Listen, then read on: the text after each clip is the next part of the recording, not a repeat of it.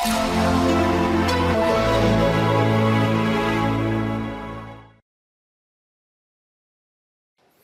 good afternoon, all of you. Myself, Dr. Suraj Suryavanshi. So I am associated with Vision since last 3 years. So taking paper 4, that is ethics, integrity, morality, aptitude. So this paper for last 3 years. Okay. So today, obviously, we are starting with the session for paper 4. All of you have seen the syllabus of paper 4? Have you seen the syllabus of paper 4? No, some of you haven't seen the syllabus.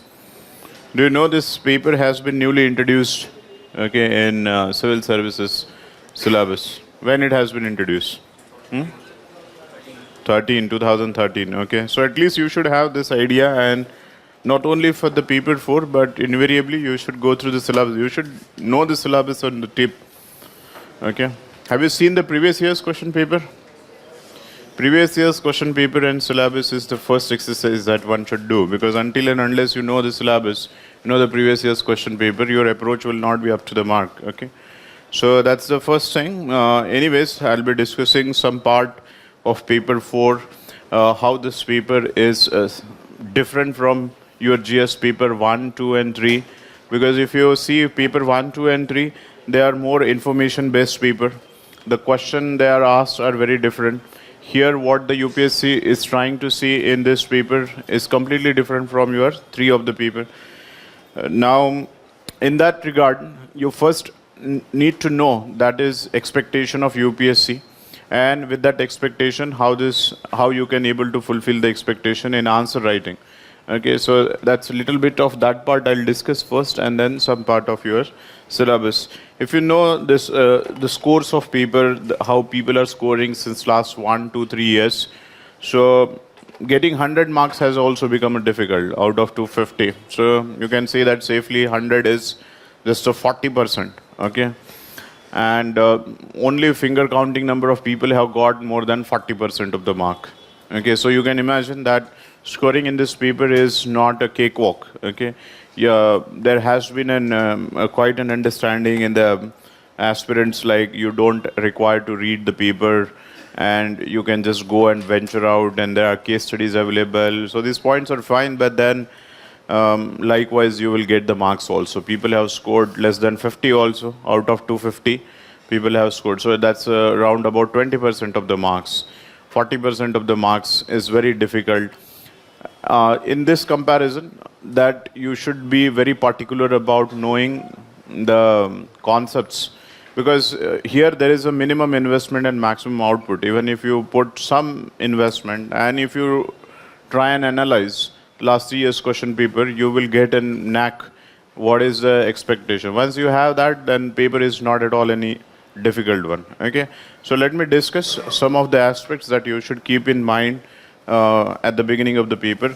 So I'm discussing that this with respect to the civil services, how the civil service has originated and their problems, and against this concept. I'm discussing these things on the timeline. Okay, this 1947 year, that is a watershed year when India got independence.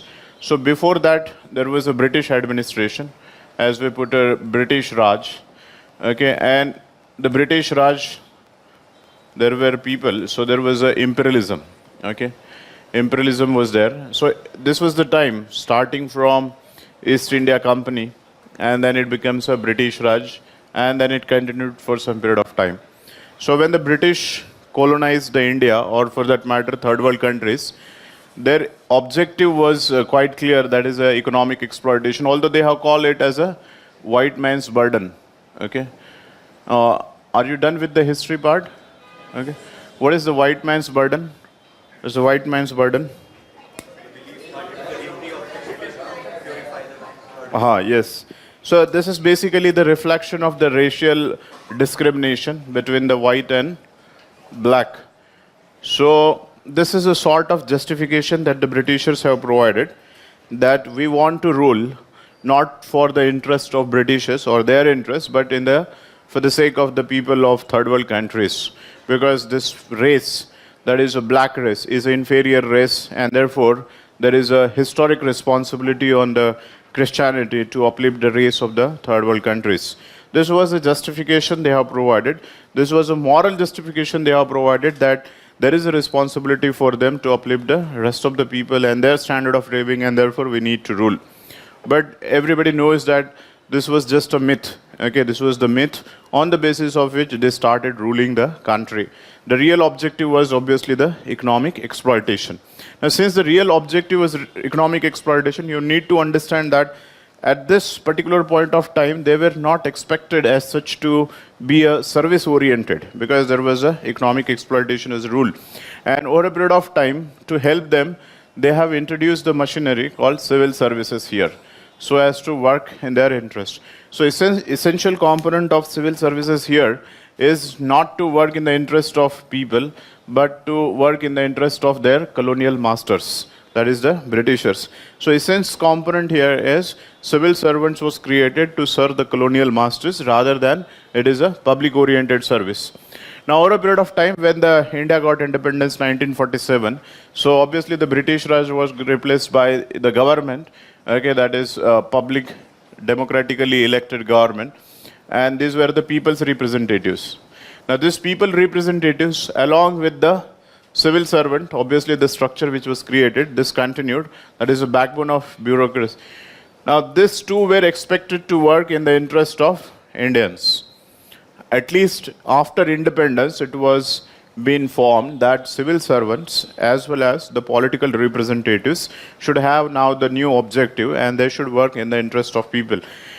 Now, over a period of time, this thing continued, that public representatives and the civil servants are working so that to meet the different objectives and the goals of the democracy. In fact, if you remember, like in 1947, Nehru has given a very famous speech called Tryst with Destiny. Okay, in Tryst with the Destiny speech, he has talked about numerous challenges that the country would face in times to come, the opportunities, the strategies, how to overcome these challenges, etc., and what should be the graph of development for the country to come. Now, 65 years down the line, if you analyze the thing, with respect to the pointer that is Nehru's Tryst with Destiny speech, we haven't came too far. Okay, the problems of the society continued, the problems are in administration still continued, social evils are still there. Partly this problem is because of the society, but the reason that political class and bureaucratic class has not able to fulfill the expectations as it was stated in the Tryst with Destiny speech. And then at the end of the century, or for that matter as we speak today, here in 2015 or 2017-16, we are trying to analyze what has been the status of bureaucracy, how far the bureaucracy has been successful in delivering the promises, and if there are certain gaps in between what has been promised and what has been delivered, what are the reasons for those gaps? Is there any problem with respect to the bureaucracy? If there is at all a problem, what can be the solution? What can be the futuristic point of view? So this is the point where we see that the picture has not been very rosy. Picture is more gloomy. Gloomy in a sense that we have this pessimistic analysis like bureaucracy and the political class. There is a pessimistic perception among the people with regard to this politico-administrative class. So here we are trying to analyze what has went wrong, and why, in spite of the fact that India got independence, the structure of bureaucracy and the orientation of bureaucracy has not changed. So let's try and analyze what are the broadly the problems of civil services in India, problems of civil service or problems of administration. Administration as we speak today or in the contemporary time. So yes, can you name some of the problems? Do you think that everything has been achieved, the goal, everything is going fine, or is there any gaps and problems with the system? Yes? Any problem? If at all? Corruption, yes. That's the first and the foremost thing that we discuss whenever we talk about the administration. The first is the corruption, and the intensity of the corruption is so high that we say that it has a negative impact on other parts of the system, reducing the efficiency, reducing the effectivity of public service delivery, Yes, what else? One is the corruption, political interference and political pressure. You can say that, yes. Political interference or political pressure. Yes, what else? Red tapeism. Okay, very good. What is red tapeism? Huh? Excessive, okay, rather than you can say that, yes, archaic rules, regulations, complex laws. What is the impact of that? What does it signify? Yeah, it's basically causing a delay in public service delivery. Okay, red tape is causing delay in public service delivery. Public service delivery. So red tape represents the undue delay, and this undue delay is because there are complex procedures. Now this is where I was referring to why I have given you this contest. Part of the problem of the bureaucracy, because of its origin, lies in the British era. So some of the this procedures, some of the laws, some of the rules and regulations, it has its origin in the past. And here the bureaucrats were expected to work in the interest of colonial masters. Therefore, a lot of power has been given to them. And most of the times there was a arbitrariness, or the power was given but corresponding accountability was not there.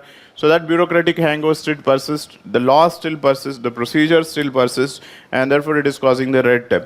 Red is, why it is red? Why it is called red? Yes, file is there, and at the file, the tag is in red in color. So it signifies that if you want to clear your file, the file will move from one department to another department to another department. So file is moving from different departments, and that is causing the undue delay. So this is a procedural delay. Therefore, one of the answer to the bureaucracy is we have to make the procedures more efficient. Okay, we have to do away with the certain complex laws, complex procedures. We have to bring in e-governance. Okay, so these are some of the points. Yes, any other points, problems of, yes, corruption. Impartiality is a problem. Lack of impartiality, or you can say that partisanship. Okay, partisanship. Partisanship is like working in a biased manner. Okay, in a biased manner. Now this biased manner has a different components. The component, it can be a nepotism. Nepotism, you understand? That is favor, yes, favoritism, favor for the near and dear ones or the family members. It can be a bias towards a capitalist class also, or some of the families, like if you are favoring Adanis and Ambanis. So obviously it is called as crony capitalism. You understand this crony capitalism? That is a nexus in between business class and the administration. There can be a possibility that you may favoring one political party based upon your political ideology. This can be because of political pressure. That is called as politicization of bureaucracy. So biasness may be with respect to your caste, with respect to business family, with respect to near and dear ones. There can be a different consideration. Okay, that you are not impartial, or you are, there is a partisanship. Yes, what else? Yes, very good. In fact, that's a very important point. That is apathy. Bureaucratic apathy. Apathy is what? What is apathy? Basically, this is attitude of indifference. Indifference or insensitivity. Attitude of indifference or insensitivity. What is the attitude of indifference and insensitivity? That you do not pay attention to the problems of the others. Particularly here we are talking about the weaker section of the society. The bureaucracy has been time and again criticized for this, that they are not sensitive for the problems of society, particularly the problems of weaker section, vulnerable section of society. In this regard, what we are expecting is we should convert this bureaucratic apathy into the empathy and compassion. Okay, we want to inculcate certain values in them. Okay, and these values should drive them that they should start working in the interest of the society. That is value of empathy and compassion.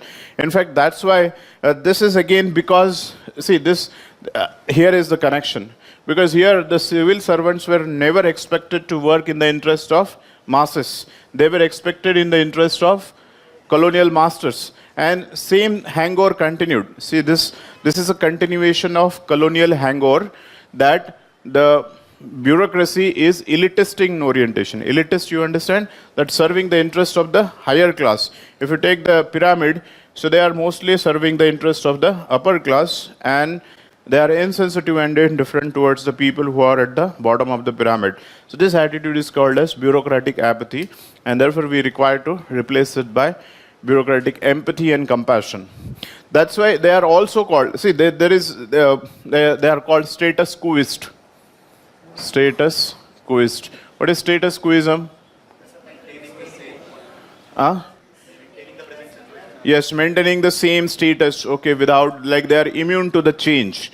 Now you see, over a period of time, the civilization is changing, realities are changing, new modern things are coming. Still, we see that the bureaucracy is not so flexible with respect to the change. So they are status quoist. Status quoist, like same procedure, same archaic laws, okay, same sort of things of working style, etc., etc. So with the change in philosophy of good governance, or governance to good governance, and with the need of transparency, accountability, people's participation, etc., etc., still, in spite of coming of this new themes in governance, we see that we haven't seen this kind of enthusiasm in the bureaucrats or the civil servants, and they are for the maintenance of status quo. Why they must be maintaining the status quoism? Because that this particular system is benefiting them, because a lot of power is in their hands. There is a less accountability, there is less transparency, more financial benefits, more material benefits. So who wants to change? Okay. So the part of status quoism is because of the interest that is being served, because of maintenance of status quoism. So these are some of the problems. There are multiple problems. There are some problems like lack of transparency, lack of strong accountability, absence of strong accountability institutions. Okay, so these problems are causing ultimate effect that effectivity and efficiency of bureaucracy is reduced, and therefore there is a question mark on the bureaucracy. Now there have been various reports in place in order to reform the civil services. So many committees have suggested various reforms, structural reforms and functional reforms. And one of the reform they have talked about is the recruitment system of civil servant is not up to the mark. Okay, because what they have witnessed is they are taking the intelligent people. They are taking the intelligent people, but ultimately, once they get into the services, so it is being found that intelligent people are not very high on their ethical quotient or the moral quotient. So competency in itself will not ensure that you will become a good civil servant. So along with the competency, there has to be some other characters that should be present in an individual. In earlier times, there used to be an interview, is still there, but interviews of only 25 to 30 minutes, and therefore it was very difficult for them to select within the 25 minutes to assess the personality. Then they would send you to the Masuri, and then they will try to teach you the values, public-oriented values, and what all values that transparency and accountability, integrity and honesty, etc. But the fact of the matter is such values cannot be imbibed overnight. Okay, it's a lifelong process. So by far they have realized that this training can only fine-tune your personality, but cannot overnight change your personality. So for that matter, they have thought that why not to filter the process? Why not to attach some filtration mechanism at the written examination level itself, so that they will try to pick up those people who already have the inclination for the society, who already are very strong on their ethical and moral quotient, who already understand the problems of society, and then we can pick up the people, and then we can fine-tune them rather than randomly picking up the people. Are you understanding? So you should understand this, the whole philosophy of introduction of the paper, and you should remember, because some other way your answer should reflect this particular philosophy. That ultimate thing that they want to see from from this particular paper is how strong. It's not about your knowledge part, but it's about your moral and ethical quotient, how you are strong in that. That is what they are going to see. So this is just to set the tone that what is this paper all about and what is the expectation. So if you see the last 3-4 years question paper, you'll get fair amount of idea that the question have been asked on the different aspects of the problems in the ये जो जितने problems मैंने लिखाए हैं इसी को case study के form में, direct question के form में, some other way they have asked. Is it fine? Okay, now write the syllabus. We'll discuss the syllabus briefly so that you will get a more idea about it.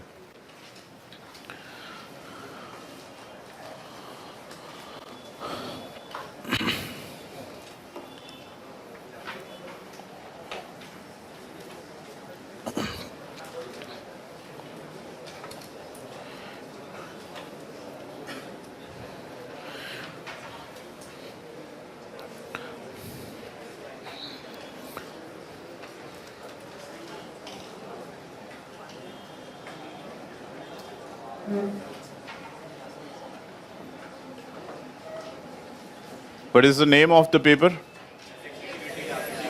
Okay. बस इतना ही पता है name of.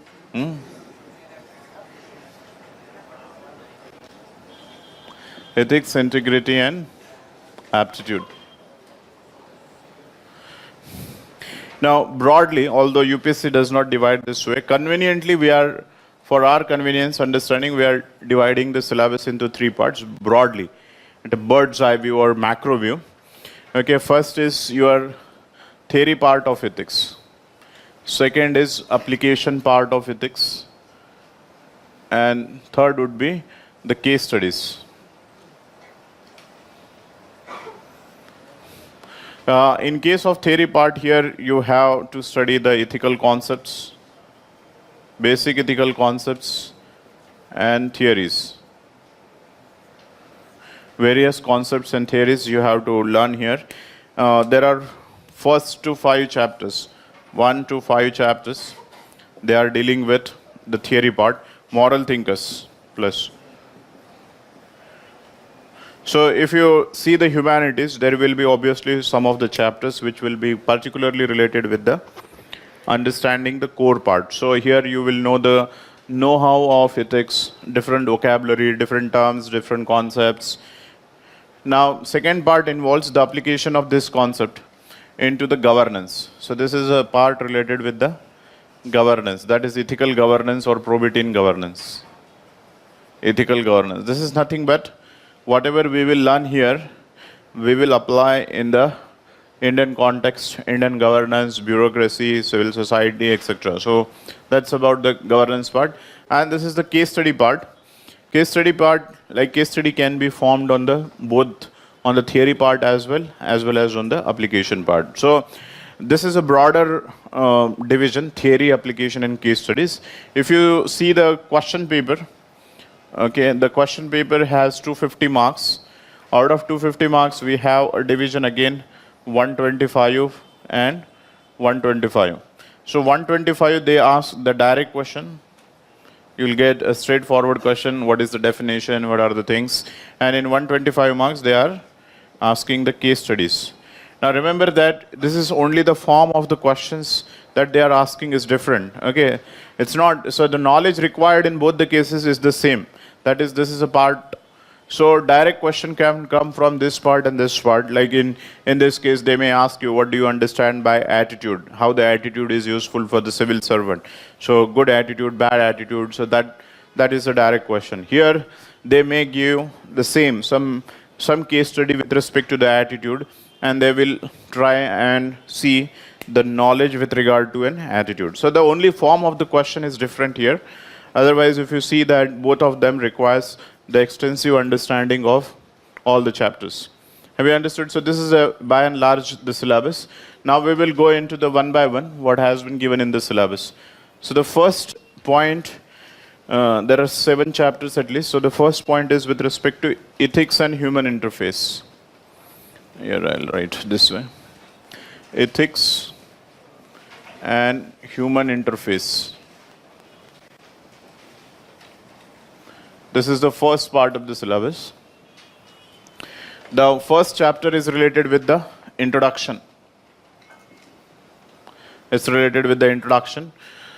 Now, what this contain? This contain the meaning of ethics, values, morality. Then relationship between ethics, values, and morality. Relationship between ethics, values, and morality.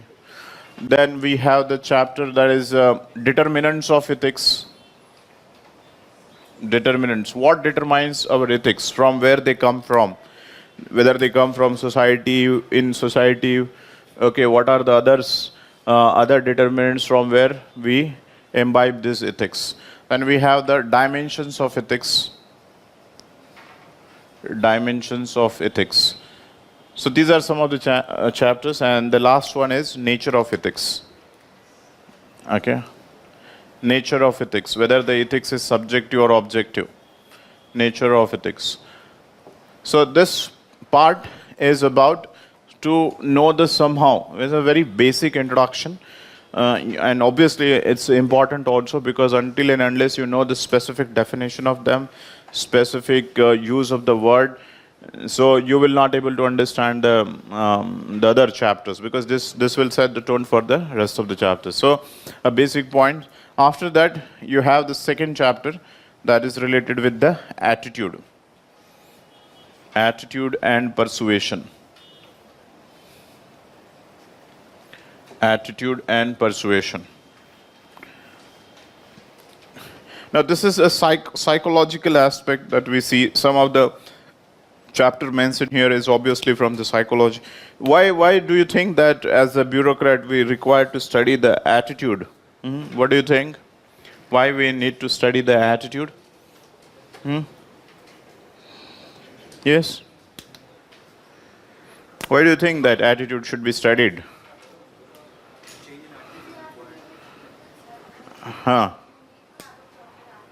Proper attitude. Okay. Yes, obviously, I have mentioned something like there is a problem with respect to bureaucratic attitude, and what is their attitude? They are apathetic towards the weaker section. So therefore, we need to change the attitude. So to change the attitude, first we need to know what is this attitude all about. What is bureaucratic attitude? What is democratic attitude? Which attitude is apt? Okay, so the problems are there with respect to the people who are working with the system. Problem is there with respect to the attitude of people who are working with the system. So obviously, during the training and during the functioning, we need to understand that there are certain attitude that comes when you work in an public organization. So for that reason, we have to study this. That's the one point. Second point is, whenever government introduces a particular scheme and make an intervention, obviously we will see that even if the government has introduced particular scheme and law, we do not see the effect on the ground. This is partly because of attitude of people towards the governance. So there is a problem with respect to the people's attitude also, the way they look towards the government. There is a lot of trust deficit that exists between the people and the governance. So in order to understand the problems, societal problems, and their attitudinal basis of the problems, we need to understand this, because say for example, there is a Swachh Bharat Abhiyan. Okay, so the government has introduced, that is, there is a construction of toilets. Now, you will see that in many of the villages, the toilet have been constructed, but people still are going for the open defecation. Now, in spite of the fact that when the toilets are available, people are going for open defecation because their attitude towards the sanitation is very poor. So, mere introduction of the law is not sufficient. Corresponding to that, you need to change the attitude and the mindset of the people before that. You think of the problems of women in India. There are at least 24 sets of laws. Okay, some other way, they are in order to protect the women in India. But you see the attitude of in society, that is a patriarchal attitude that we say. So we say that yes, that is right to education, under which there is no gender discrimination. But if you see in the rural hinterland, the families do not send the girls to the school. So in spite of the fact that we have the law, but the attitude of the people is not corresponding to what the states require. Same in case of a child labor, same in case of various social evils in the system. So law cannot be or will not be the only solution. Law is just a part of solution. Okay, unless and until people understand and people attitude change, we cannot see the substantial change in the society. Have you understood why we are studying this? Because that's ultimately we don't have to study from psychoanalytical perspective in detail. Every chapter here you must understand that how it is important from the civil servant and the philosophy, the problems that I have mentioned, how these chapters are going to help you in resolving those problems. Okay, the third chapter is here is with respect to the aptitude. Okay, there is the aptitude and aptitude. Okay, first tell me what is an aptitude. Hmm. Hmm? What do you understand by aptitude? Huh? You can? Intellectual. Okay, fine. Hmm. Okay, potential for doing something or the capacity or the ability to do something. So this part is basically related with your competency, whether you are competent or not. Obviously, civil servants also require some sort of an competency. So this part is basically whether a person is competent to become a civil servant. But as I have started with saying that competency is not the only thing that is required, although it is a essential thing. So along with the competency, what is required is a good value system. So that value system will determine in which direction you are going to use your competency. Are you understanding? Because it's the only competent person who can cause the larger damage to the system also. Because it is being said that knowledge without values is dangerous and dreadful. A person with a knowledge but lack of values and lack of integrity, he becomes the most dangerous man. So therefore, the chapter reads aptitude and foundational values of civil services. Aptitude and foundational values of civil servant or civil services. Now, foundational values means you need to complement your aptitude by values, fundamental values. Fundamental values. Now, can you identify some of the values which are highly cherished for the bureaucrat? Yes, integrity, honesty, okay, probity, empathy, okay. So mere this will not guarantee as a good civil servant, but you need to complement it by foundational values. So here we are going to, this is going to be a very important chapter in the syllabus, because in all the case studies when you are writing the answers, you need to drop different values, that why your answer is this or that, whatever the answers that you are reduced into, you need to write that because these are the highly cherished values, therefore I will be taking my decision in this particular manner. So values like honesty, integrity, impartiality, transparency, accountability, dedication to public service, empathy, compassion, tolerance. Okay, so good number of values are given. Okay, there is a list of values and we have to see in detail. In fact, good values will shape the good attitude. Okay, so that's the thing. And you require both the aptitude, that is competence, as well as the attitude. Next is emotional intelligence. Emotional intelligence. Emotional intelligence, that is EI. Have you heard this word? EI? Yes. Somebody should tell me, what do you understand by EI? क्या है?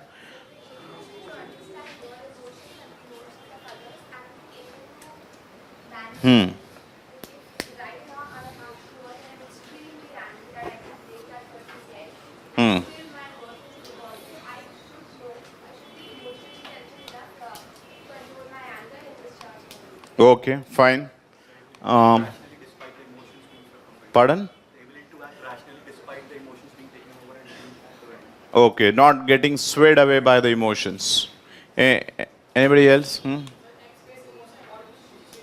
Huh?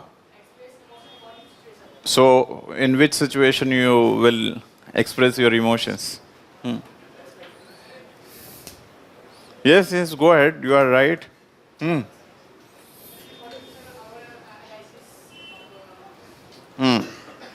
Yes, you are absolutely correct. Tell me the situation where you would love to express your emotions.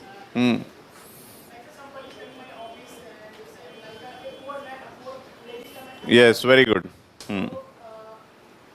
Just if I want to take some meeting, I want to get some meeting. So, sir, how you manage the command? बताओ बताओ.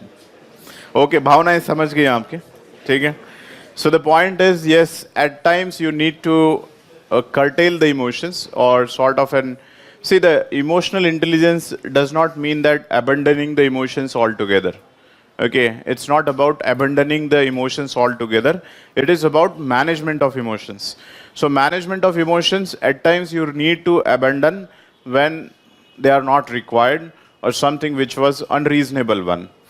But when, say, for example, if you are angry and if you are taking your decision based upon your anger, so you are getting swayed by emotions and you are not taking the decision based upon the objective criteria. That is one thing where you require to restrain your emotion.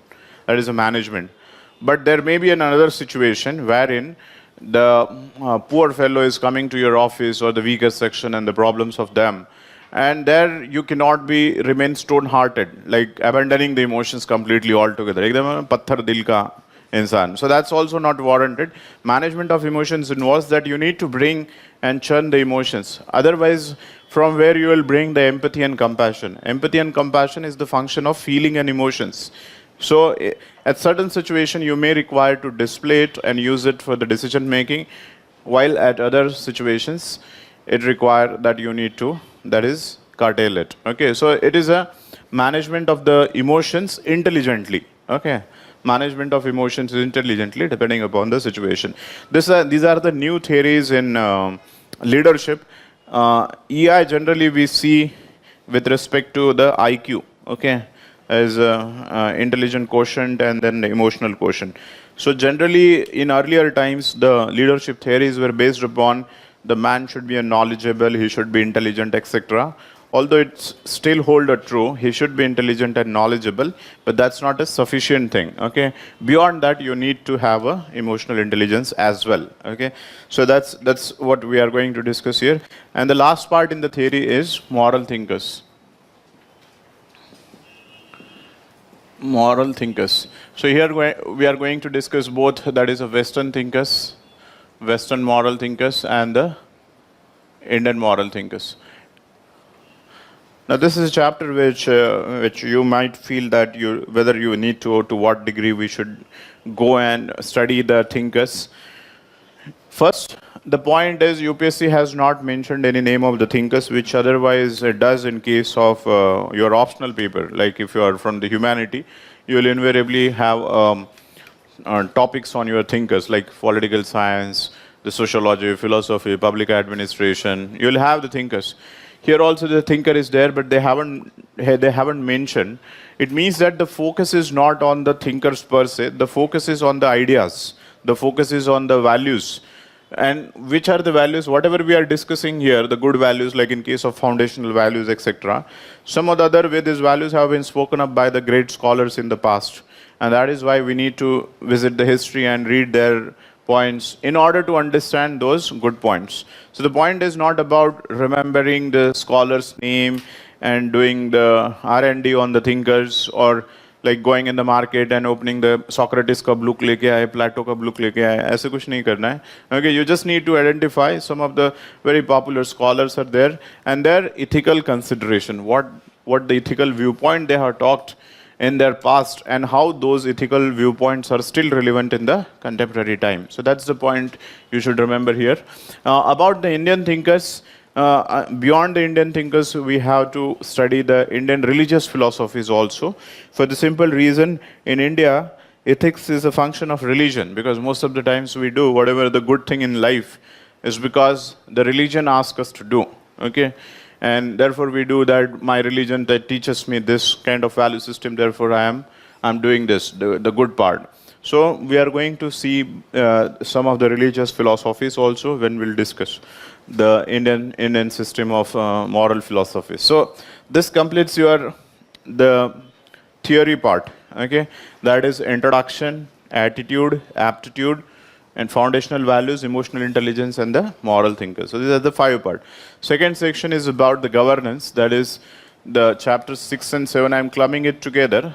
Is broadly I am writing it as a probity in governance. Probity in governance. Probity is about, that is honesty, integrity, uprightness. This is reflected in different chapters. So some of the note of the chapters you can make, that is we are going to discuss here the concept of good governance. Are you done with this polity section? Yes. Okay. The good governance part. Then we have the transparency as a theme. Transparency, tool of transparency is RTI. Then we'll discuss the accountability. Yes, accountability, tools of accountability, Lokpal, Lokayukta, CVC, okay. There are various issues here, accountability. These days we are also talking about grassroots accountability in the form of social audit, okay. Social audit. Then we have a concept called citizen charter. Then e-governance. E-governance, okay. So these are some of the themes which try to bring in the good governance or the probity in governance. Apart from this, we have some separate chapters called whistleblowing. Whistleblowing. What is whistleblowing?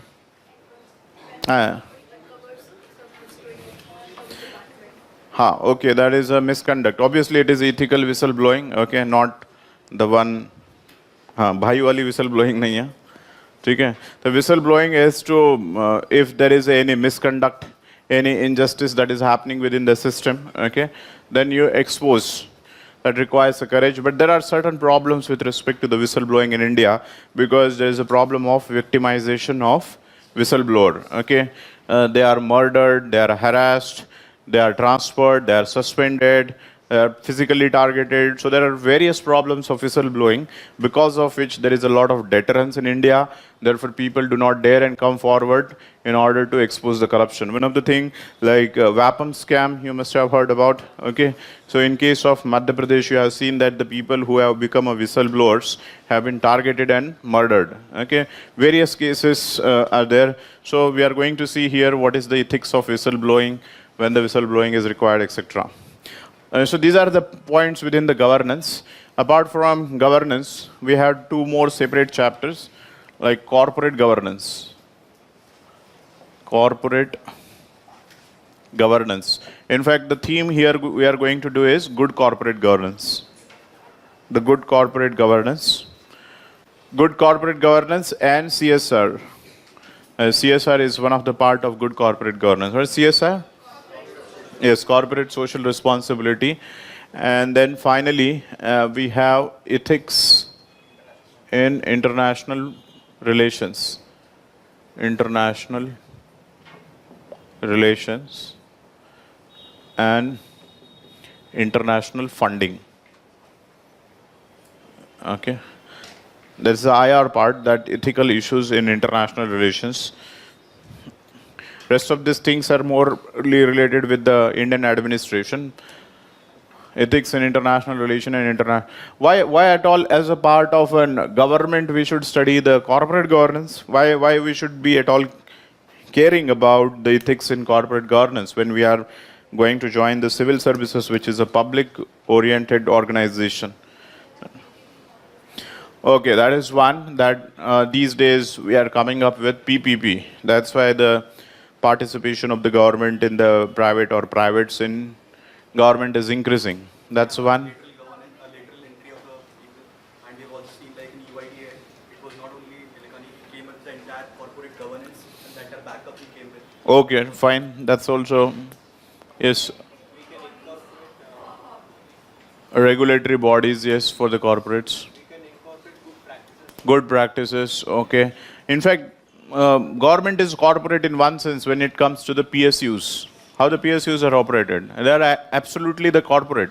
Okay. There is a change in the relationship between the citizens and the government. Government, huh. Business relationship that is there. Now there is a. It's like basically a customer and the customer relationship between the citizens and government rather than what it used to be. Yeah, it needs to be bring in more better practices of the governance, that is management of the public resources, okay, better financial practices, etc. Yes, so there are various reasons, okay, why we should also study the corporate governance, and by and large, the state has a responsibility to protect the interest of its citizen. So, say for example, when the Satyam scam is happening, it is affecting the stakeholders. It is the citizen.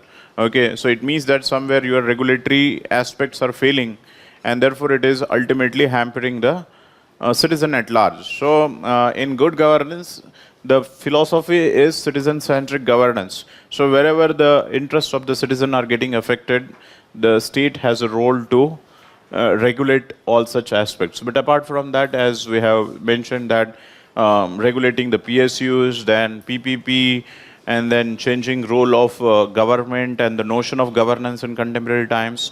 So we see, in fact, that is a CSR because there are certain problems with respect to the functioning of corporate governance. They have not been ethical so far, like problems of environment, problems of social injustice. Okay, these problems have also emerged, increasing the gap in between rich and poor, and so on and so forth. Now, here does not mean that you are making it completely socialist, but yes, certainly there are certain basic ethical norms that should be incorporated while functioning of the corporate houses. Okay, so therefore we have to study that. And then ethics in international relation and international politics. The last is like, right, that is a case study on above topics, like 8th head or the next head, that is a case studies on the above topics. So that completes the discussion of syllabus. Okay. So this is going to be the scheme for the forthcoming classes, like the theory part, the governance part, and then the case study part. Okay. So if you have any question, any doubt, so please ask. Otherwise, I can move to the next part. Yes, any doubt, any question, anything. Yes. Do not whisper. Okay, courage is a virtue. Okay, we have to learn some virtues. Okay, refer. Okay, that's a favorite question maybe for all. कि क्या पढ़ना चाहिए, कौन से book? Okay, ask. Okay, I'll write some of the things here. Okay.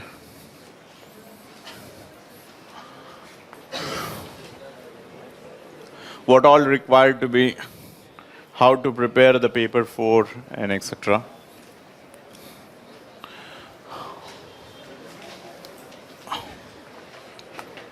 Resources.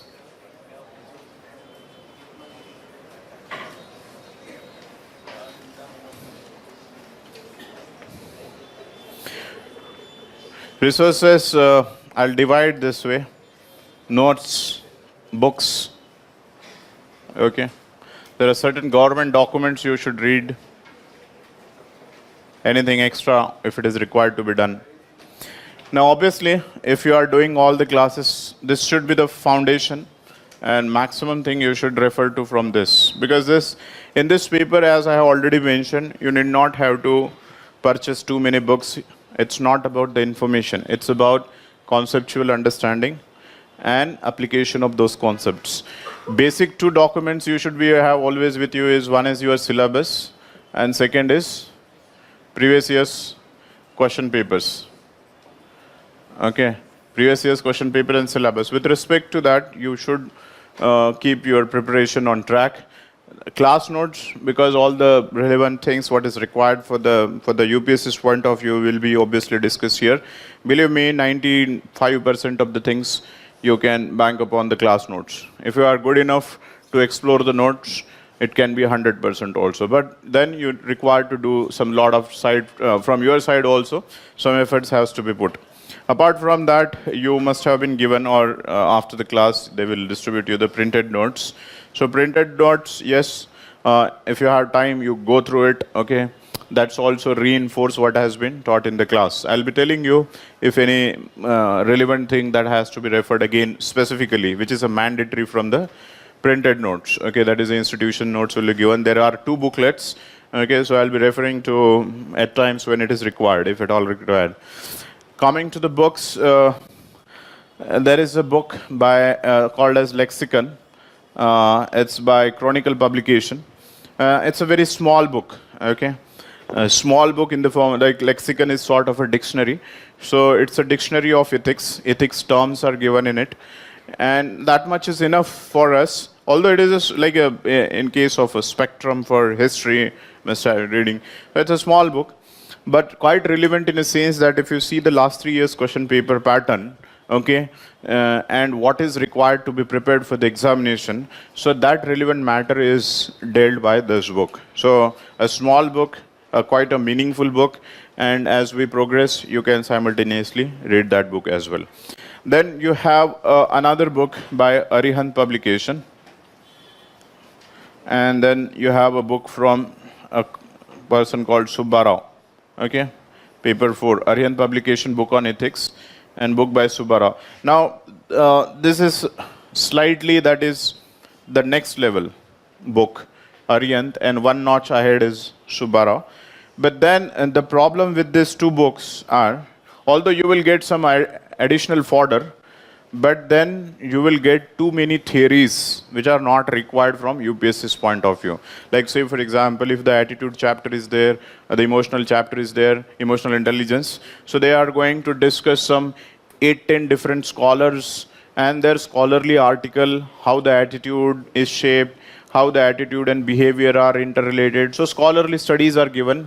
That is absolutely not required for the UPSC. That is absolutely not required. And from where to see whether it is required or not? From the previous year's question paper. Previous year's question paper is a good pointer. They will tell you that the simple meaning and application from civil service point of view is what is required. Otherwise, otherwise you will land in trouble. But yes, if you want to use, you can use it. There is no bar on you that you cannot use. But then filter the things. Okay, observe what is being taught in the class, take it as a basis and then expand upon that.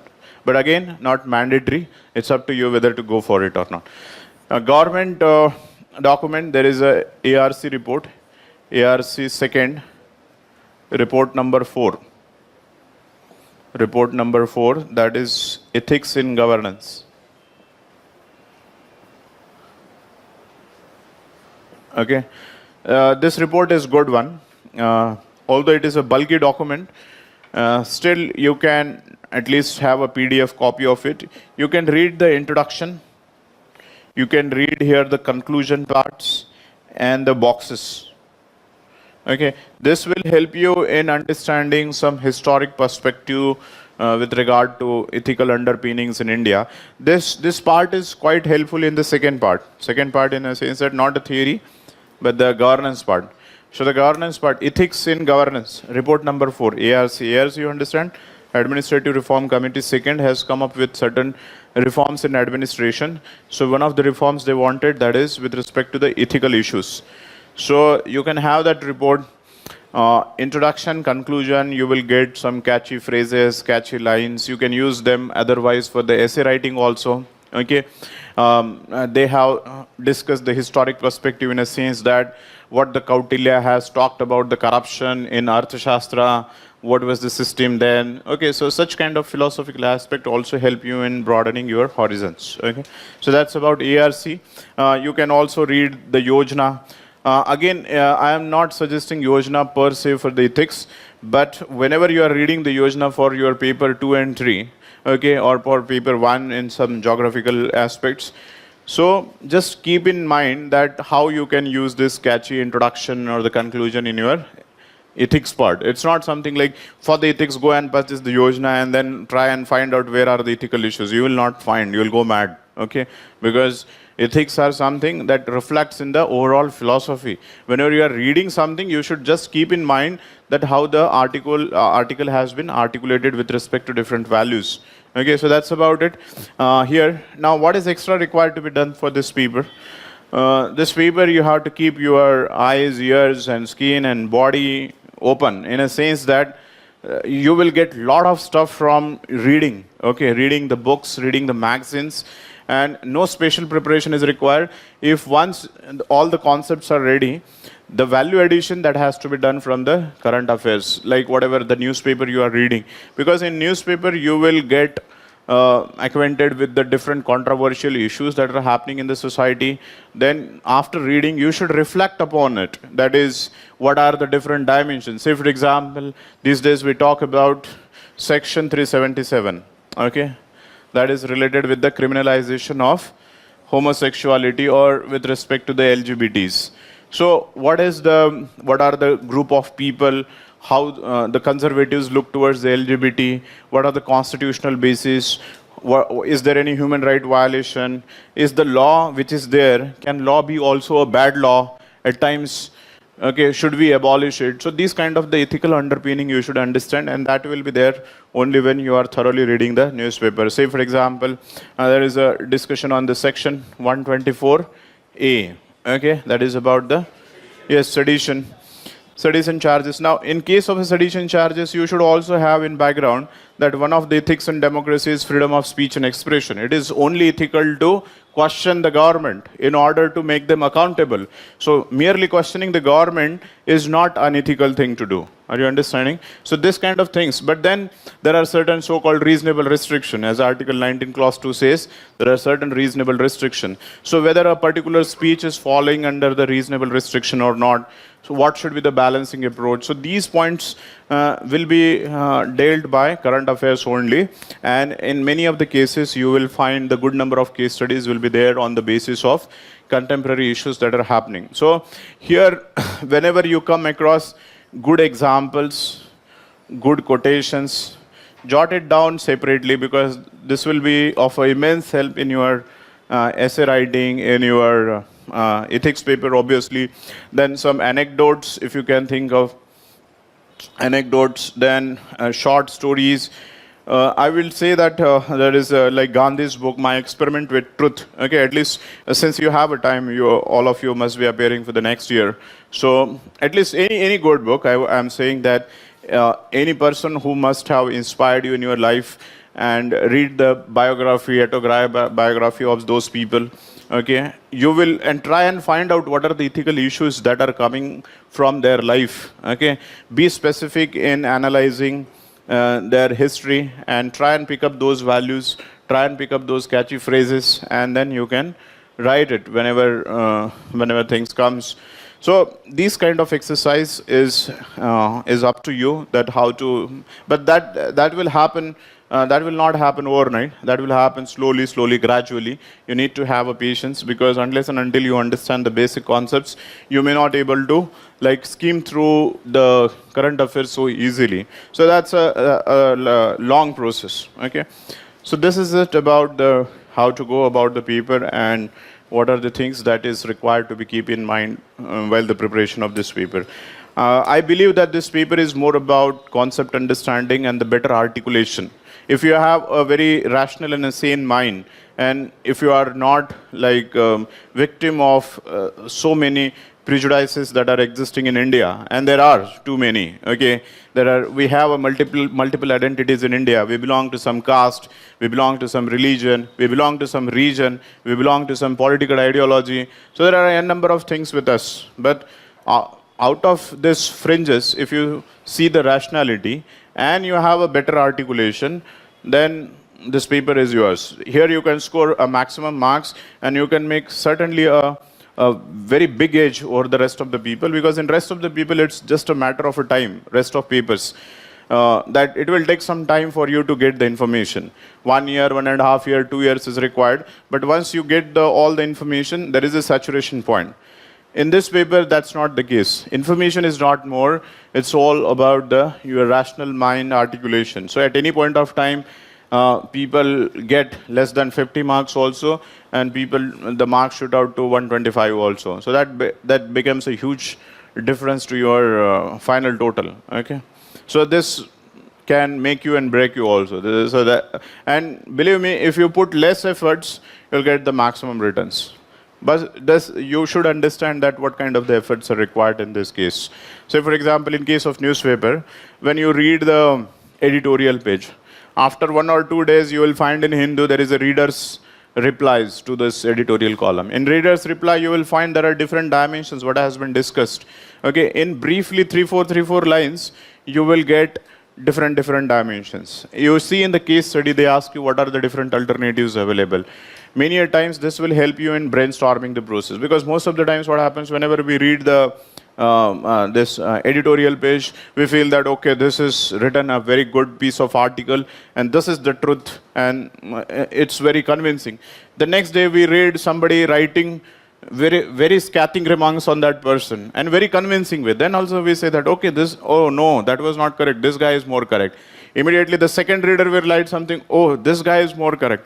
It means that somewhere you are missing the dimensions, and then this is how you will develop the habit of how to see a particular issue from different angles. Generally, say for example, if I say the prostitution, we tend to believe that it has to be wrong, therefore we should not talk about it, forget about legalization of prostitution. But if you deeply study the issue, you will identify numerous points that what are the benefits, okay, and why should we go for the legalization of prostitution. Concluding point may vary, okay. You may again still say that, okay, fine, in spite of all this factor, we should not legalize it, but then you should know the other side of the coin. Why this debate existed in the society? What are the points? What are the points for abolition of capital punishment? So this is more about inquisitive mind. This is more about your brainstorming, and this process is going to test your personality through this paper. Okay, so that is it from the research side. I hope I have answered the query. Okay, okay. So if you have any doubt, ask. Otherwise, we can start with the first, that is ethics and human interface. That is the first chapter. Yes, any query?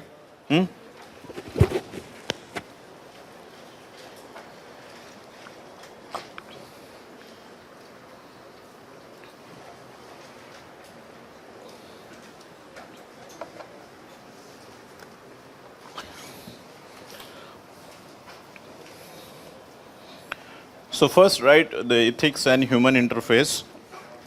Within that, we are going to discuss the meaning of ethics, values, morals.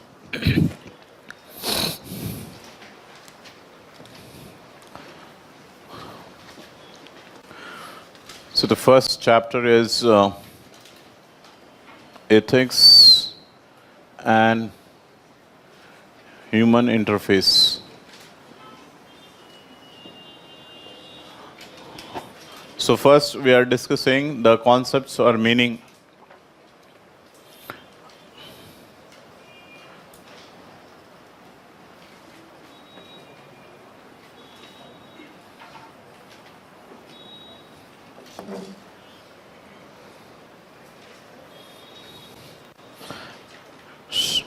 See, the thing is that so far we have been using them interchangeably, and rightly so also, because all this shapes our human behavior, okay?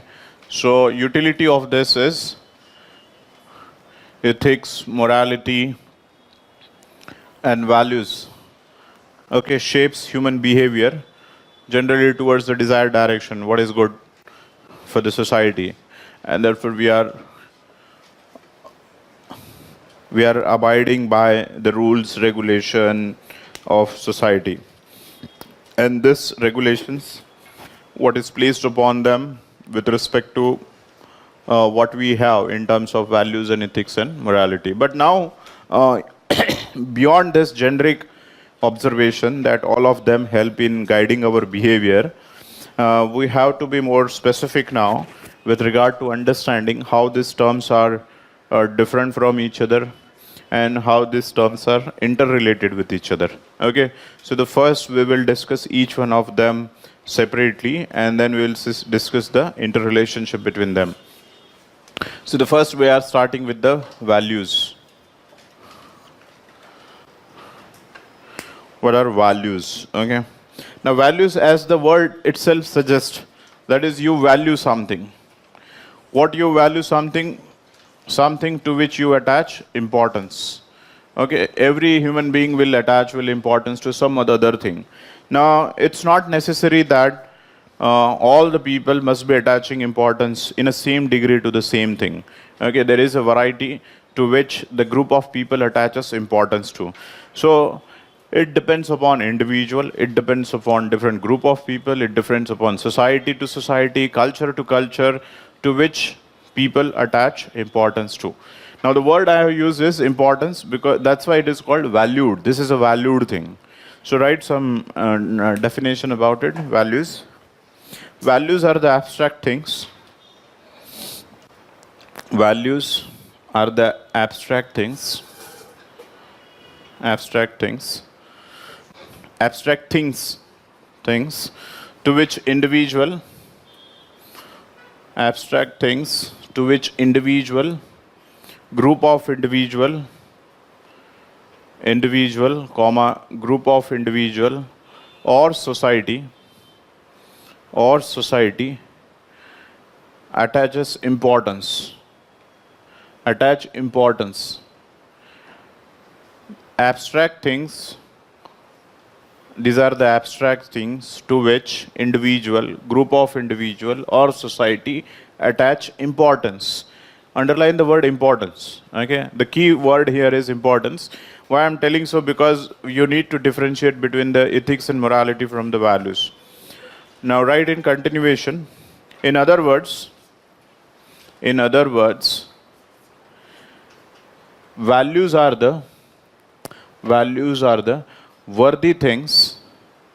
Values are the worthy things that people wish to uphold. Values are worthy things that people wish to uphold. Okay. Values also determine the preferences. The values also determine the preferences in life. Preferences in life. In the next paragraph, values vary from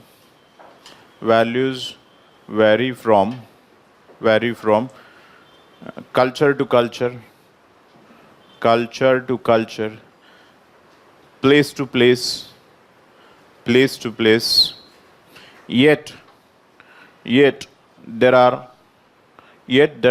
some core or human values. Yet there are some core or human values accepted by all. Yet there are certain core values which are common to all. The examples of human values or core values are, yes, can you name some of the values which are, yes, honesty, love, compassion, care, okay, irrespective of your culture, irrespective of your place, truth, compassion, care, love, okay. These are the values which are universally acclaimed. Or so what we are saying that the individual or a group of individual attaches importance. It's not necessary that all will attach importance to something. Okay, there can be a variation from place to place, from culture to culture. In spite of this, there are certain values which are universally upholded. Okay. Now, write in the next paragraph. Values form the basis for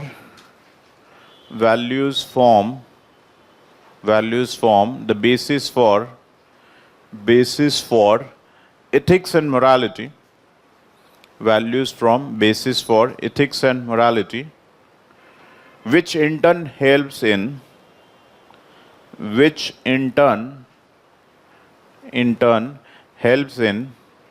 determining right and wrong. Which help in determining right and wrong. So who determines right and wrong? Values. Kya? Or ethics or morals? So ethics and morals help in determining right and wrong. Values form the basis of that. Values is about we attach importance to. Okay, let's take an example this way. If I am a vegetarian, okay, this is my preference. Preference means I valued vegetarian. So I less value non-vegetarianism. So I say that if given in preference, okay, or I value more veg or veggie. Now, a point will come where I will started saying that vegetarianism is a right thing to do, and those who are consuming the non-vegetarian are wrong. Okay.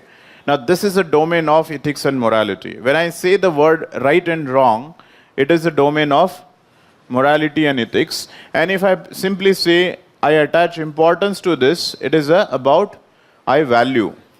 Okay, so the value forms the basis for morality and ethics, but the word morality and ethics is related with judgmental thing. That is about distinguishing between the right and wrong. That's why value form the basis for ethics and morality. Have you understood this or not? Okay. Now, that is about the ethics and moralities. Ethics and morality.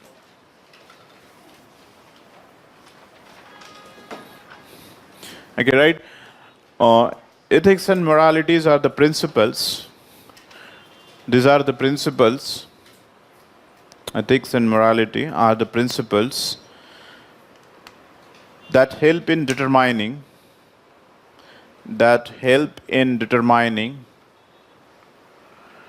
right and wrong, or good and bad, good and bad. You should not use the term true and false. Okay, true and false is function of facts. Okay, that's a function of science. Okay, when the science, they will give you a fact. On the basis of fact, you can ascertain whether it is a truth or whether it is a false. But here it is not about true or false. Here it is about good and bad, judgmental. So judgmental thing is done on the basis of values, and true and false is done on the basis of facts. So there are generally no facts, here there are values. So there is a spectrum. There is a good, and then bad, then less bad, and then more bad. So there is a spectrum, continuum. You understand continuum? Okay, from maximum good to the maximum bad. And then there is a spectrum. In case of true and false, there is no spectrum. Okay, it's like a coin, two sides of the coin. Either it has to be true or it has to be false. Okay, so in case of ethics and morality, the words used are right or wrong or good and bad. Okay, now this thing is common to both of them. That is, these are the principles which help in determining right and wrong, ethics and morality. This understanding is sufficient because UPSC also wants us to not differentiate between the two. Many of the scholars do not differentiate between ethics and morality, but at times you may come across these terms which are different from each other, or you never know if the UPSC puts this question, how the ethics are different from morals and what is the interrelationship between them. Then you should know, okay, sometimes what are the subtle differences. Now the subtle differences does not lead you to conclude that these are two different things. Primarily they are the same things which help in determining the right behavior. Okay, primarily there are more similarities. In fact, I'm saying that they are used interchangeably. But then at times you should the subtle meaning should be understood, and therefore while using the terms one should understand that which term should be used where. Okay, so the one point common to all is the principles for determining right and wrong. Now let me discuss what is the difference between the two. Like say when an individual is performing a good behavior, okay, he is performing good behavior because of two reasons. Because there is an internal source which is guiding him that you should be doing it, and at the same time there are certain external influences.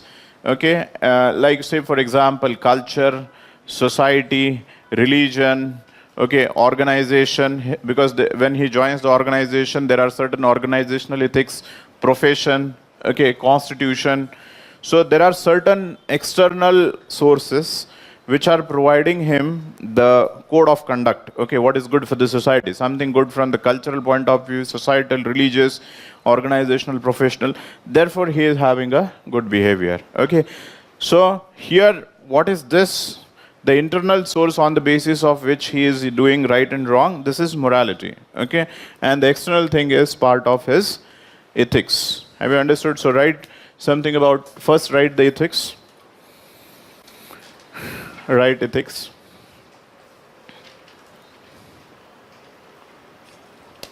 The the principles as given by the society,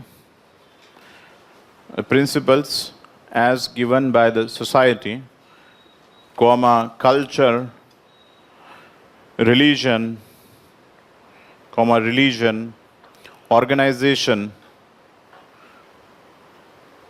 profession, etc., etc., which help in determining right and wrong, which help in determining right and wrong. Okay. So the ethics help in guiding the behavior. So ethics help in guiding the behavior of an individual,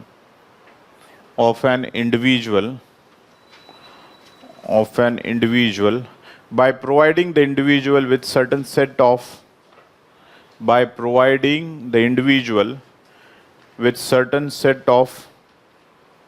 code of conducts. Source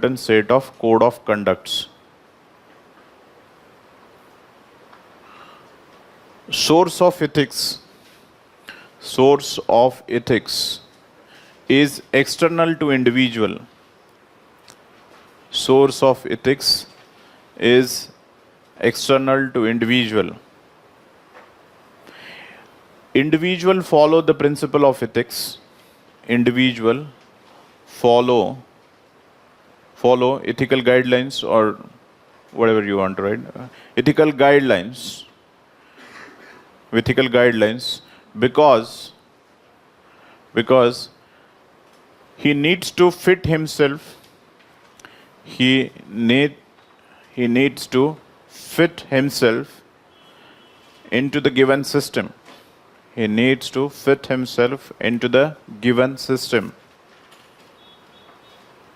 Okay, why somebody follow ethics? Because he's a part of a society, he's a social animal, and therefore he wants himself to fit into the system. So whatever the guidelines which are given, he will follow. Also, on the contrary, the violation will invite the punishment. That is also the reason why he follow. He follow because he wants to fit himself. He also follow because if he will not be following those principles, then he will be punished for it. Okay, there is a deterrence. So write that also. That is what you have written. He needs to fit himself into the system. On the other side, if individual violates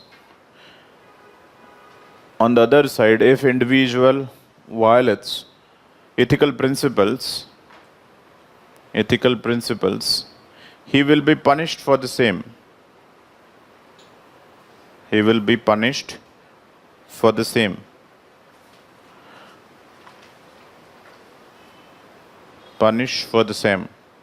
And this is yet another reason why one follow the ethics. So there can be a positive thing why one follow, and there can be a negative aspect. Negative in a sense that putting negatively, that you fear that you will be socially boycotted, therefore you follow the ethics.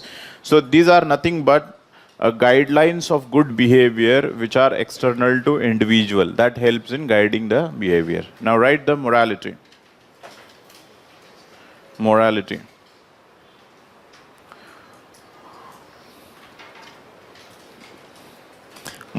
is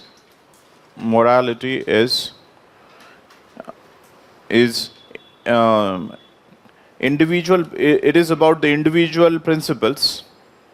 It is the individual principles which help in determining right and wrong.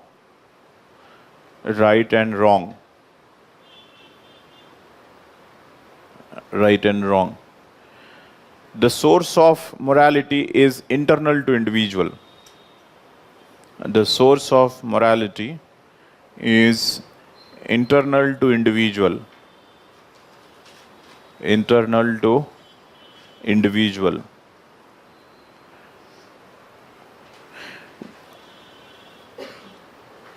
Conscience, human conscience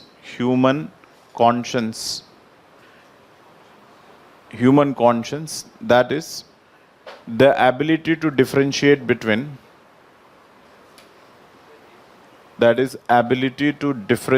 between, right and wrong, help an individual in taking moral decision. Okay, how do we judge? There is a cognitive ability that you try and calculate what is the wrong, what are the consequences, what is right and what is its consequences. So the human conscience, okay, not consciousness, okay. Some people will pronounce it conscience, but it is pronounced as conscience. Okay, human conscience is the ability of a person to judge, that is differentiate between the right and the wrong. So morality is about individual principles. It is internal to individual.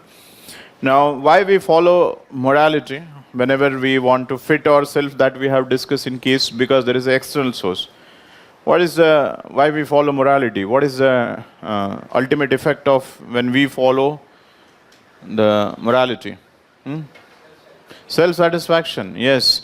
Here we are following because somebody is asking us to do, and if you do not follow, then you will be removed. Like say for example, religion है, भगवान के वहाँ पे जाके आपको पैर छूना है, नहीं वहाँ पे मतलब जहाज बजाओगे, ये बजाओगे, वो जाओगे, तो एक फतवा निकाल दिया जाएगा, चलो get out from the religion. So you have this fear, that's why you follow. But moral you follow because your heart is saying, and that will bring the self-satisfaction. So right, the individual follow the morals as it brings the self-satisfaction to him. Individual follow the morals as it bring self-satisfaction to him. Ethics he follow because he want to fit himself into the particular system. Individual लिखना नहीं है, मैं बता रहा हूँ, relative comparison कर रहा हूँ. You have already written that. Ethics we follow because we want to fit ourselves. Morals we follow because of self-satisfaction. What is a negative thing? Like their negative thing was, if you don't follow, then there is a punishment. Here, what will happen? Guilt. Yes. If you don't follow, then there is a sense of guilt. Am I not listening to my voice, internal voice? And therefore, there is a sense of guilt and repentance. I'm not listening to my own principles. Okay, there is a lack of conviction. And after a period of time, you start feeling a guilt within it. There is a guilt conscious. There is something called cognitive dissonance. Cognitive dissonance means, dissonance is a conflict with respect to what you think and what you actually do. Okay, and that conflict will also will sort of put in more trouble on oneself. Okay, so yes, what you have written, that individual follows because it brings the self-satisfaction. At the same time, not following the morality. At the same time, not following the morality will bring a sense of guilt. Will bring a sense of guilt within himself. Bring a sense of guilt within himself.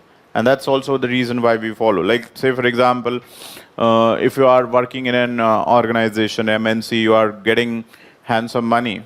But then over a period of time, you have realized that this is not my forte and I should be not doing this. Monetary sum is no more an issue for me. I have to do something. So that's a calling from within. Okay, let me try civil services. Okay, so you quit the job and you come. Otherwise, if you continue, there is a cognitive dissonance. You will fight every day with your own self that this is what I want to do and this is actually what is happening.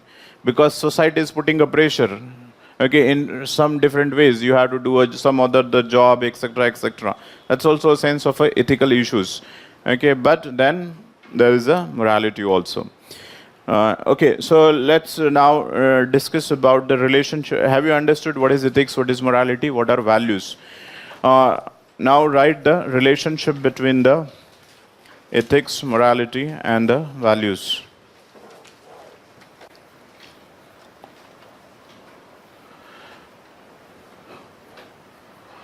Relationship between the ethics, morals, and the values. Now I'm making here a sort of a diagram so that convey the relationship. Values at the base, because from they become a basis for ethics and morality. So value is something to which we attach importance. Okay. But then if group of people are picking up value or society picking up value and started determining right and wrong, a group of people if picking up some values and determining what is right and wrong, then it becomes a part of ethics. If individual is picking up the values and started determining what is right and wrong, then it becomes morality. Okay, so morality is more individual orientation with respect to what is right and wrong, and ethics is more societal obligation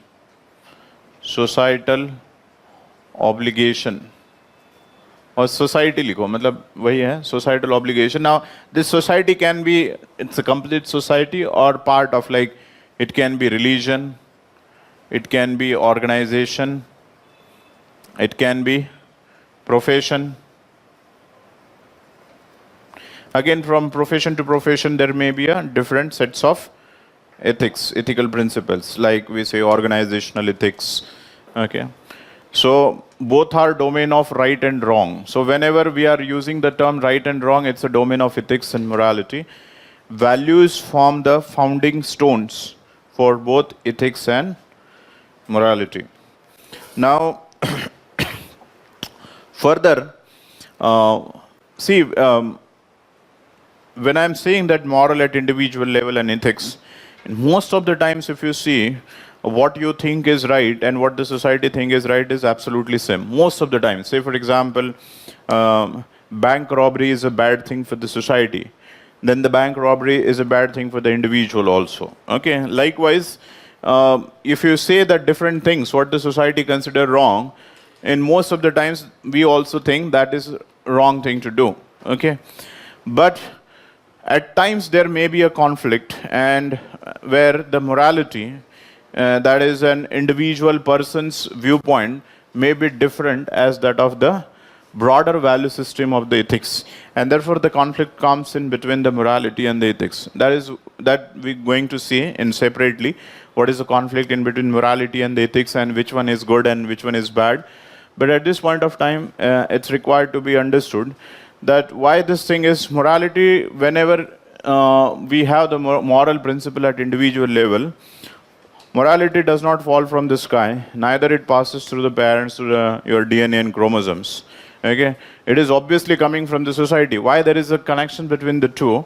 Because when you are born and then you are growing, when there is upbringing, whatever the society consider something good and right, that thing only coming to your individual level. This is through the process of socialization.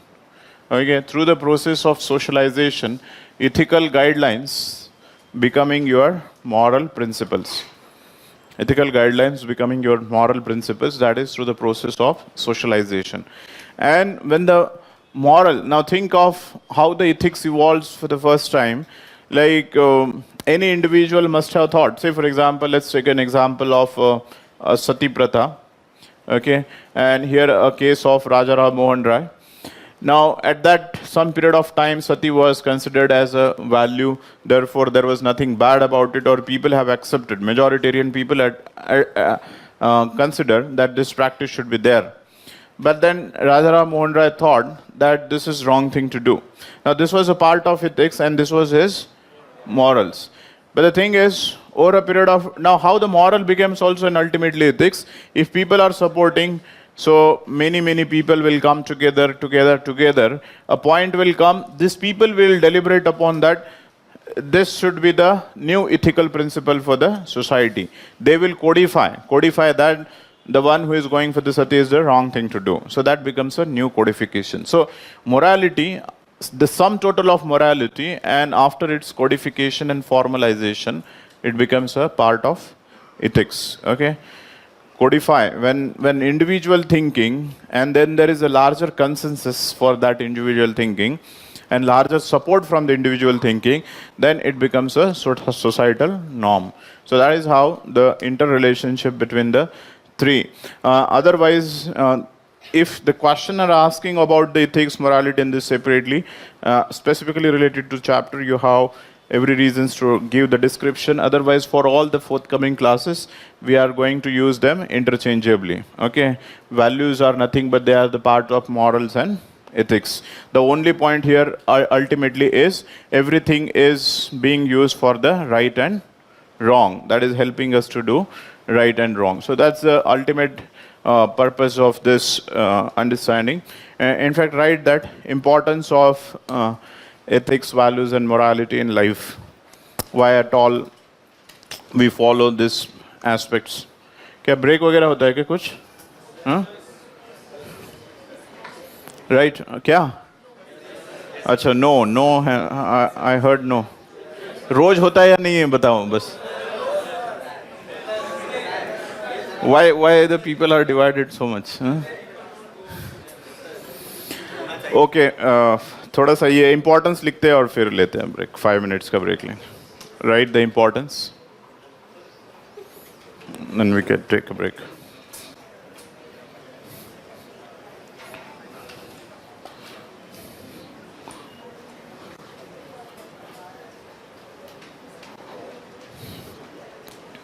Importance of ethics, values, and morality.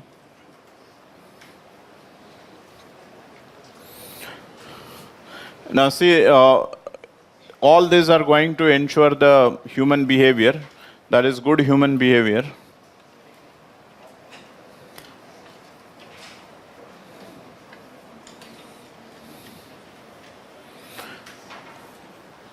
Ultimate end is guiding the good human behavior, but the thing is that you can write the importance from various point of view. First of all, this will guide the individual behavior. But for others, when the individual has performed the behavior, this help in evaluation also. Like say, for example, you have done you have carried out your behavior, okay, or your action based upon ethical norms. You have done it. But ultimately, people will also think based upon the ethical and moral principle whether the action is correct or not. So this is just to how to remember इसलिए लिख रहा हूँ, separately लिखना है.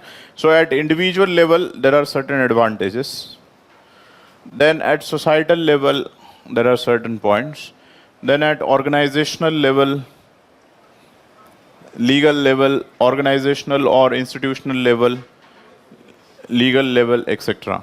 So write directly the significance. What are the significance of ethics, morality, and the values? First is they help in guiding the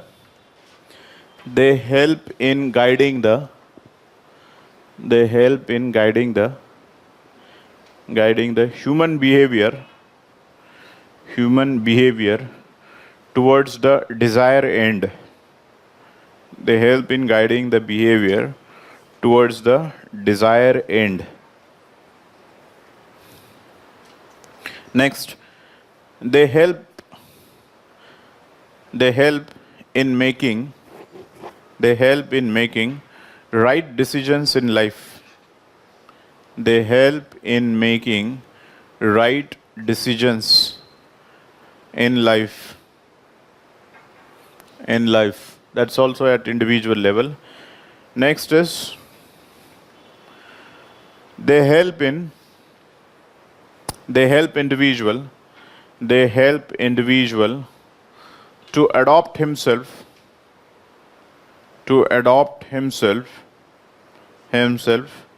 with the system or society. ये किसका है? Particularly ethics. In bracket you can write ethics. Next, they help happiness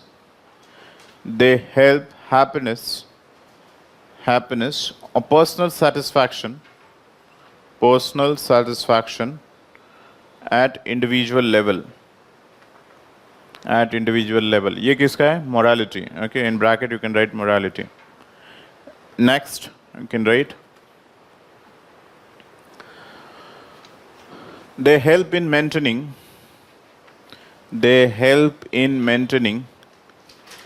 peace and harmony. They help in peace and harmony of society. Because if everybody is following the principle of morality and ethics, obviously the society will be more peaceful and harmonious. Okay, so helping the principle, they will bring the peace and harmony in the society. And also, like whenever the person is not following, so obviously he will be punished, like boycotted, socially boycotted. Therefore, this ring. Then next is they help in they help in meeting the organizational and professional goals. They help in meeting the organizational and professional goals.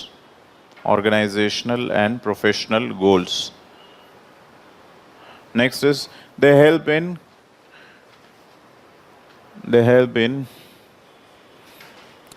showing a compliance with respect to the laws. They help in showing a compliance with respect to laws and legal institutions. See, the point here is, we have discussed that many a times laws are there, but the people are ethically not so sound. If you are ethically sound, then you also respect the laws, and both of them will reinforce each other, and that will bring the more stability to the society. So merely having the laws is not sufficient, because it has to be complemented by the ethics, because ethics will help you in observing the law. So if you are unethical, so obviously you will not observe the law, and therefore there will be a more problem and chaotic situation for the society. So these are the just generic points that why we follow. Last point you can write. They help civil servants. They help civil servants in performing their duties.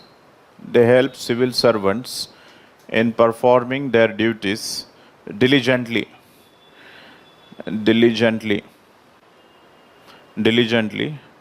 in the public interest.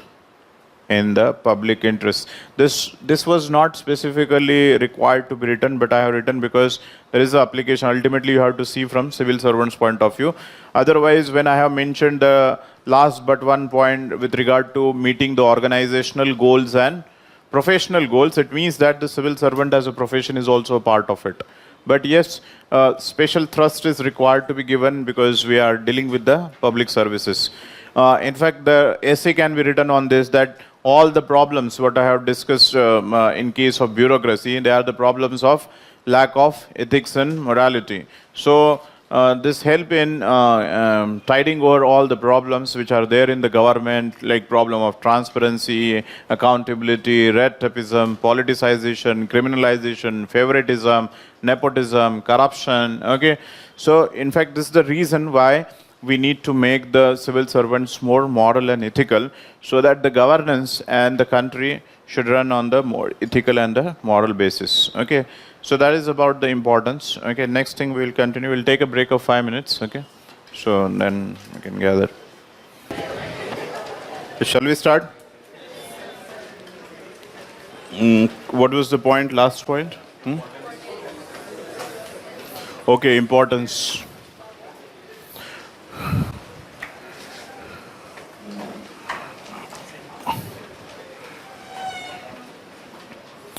Right, the conflict in between ethics and morality. Conflict between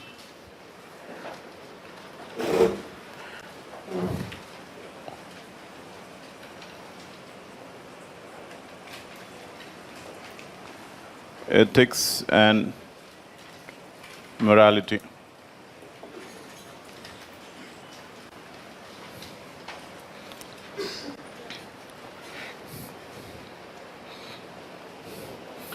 Yes, can you think of some of the conflicts and which one should get the preference in resolving the conflicts? Yes. How do you go about it? अरे एक जन बताओ and अच्छे से बताओ थोड़ा सा मतलब विस्पर मत करो. हाँ हाँ सती ओके हाँ बताओ थोड़ा सा सती हाँ आप समझ लो मतलब क्या है.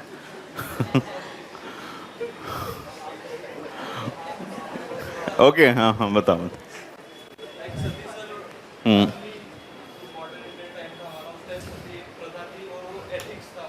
ठीक है. अच्छा जो हमने बताया वही हमें आप बता रहे हो. ओके ठीक है हाँ ठीक है ओके ओके गॉट इट ठीक है वाओ लवली. हाँ ठीक है yes that was a good example like the Rajaram Mohan Rai models and then it becomes the values. Yes, any contemporary issues? Yes, और बताइए. Yes, that's right. So in such cases or in this case the morality got the priority. So should we conclude that morality should be the priority? No? Yes. I feel like bank robbery is my morality. So should I get the preference? Bank robbery? Terrorism? Yes, अरे क्या मतलब यार. I can understand the मतलब level of teaching I need to do intense here. Okay. If bank robbery is a moral thing, huh? Yes.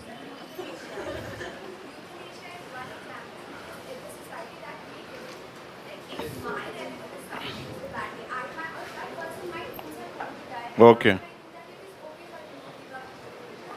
Okay, fine. ठीक है, fine, good. LGBT cases, think of their point of view. LGBT is like where the criminalization of the homosexuality, okay, and then the section 377, okay, that is a sexual orientation also from under the article 14, okay, that is equality before law and equal protection of law. So that says that there should not be a discrimination. Article 15 says that there should not be discrimination on the basis of, yes, one of the part is gender, okay. So that does the gender also reflects the sexual orientation? Yes, it does, and it should. But then the thing is, even the consensual sex between the two adults of the same sex is considered as a crime, and it is being punished. What's the punishment, by the way? How much is the punishment under 377? 10 years. Yes, up to 10 years of punishment, up to in 10 years. So, yes, certainly these are the points. Or, bataiye. Yes, in this case, the morality should get the preference. Or? Triple talaq issue, yes, very good. Triple talaq, there are 3-4 things there. Triple talaq, polygamy, and nikah. Nikah, halal nikah. Nikah halala, okay, fine. Nikah halala. Okay. Yes. What is nikah halala? Don't take it that way. Yes. What is nikah halala? Just, huh?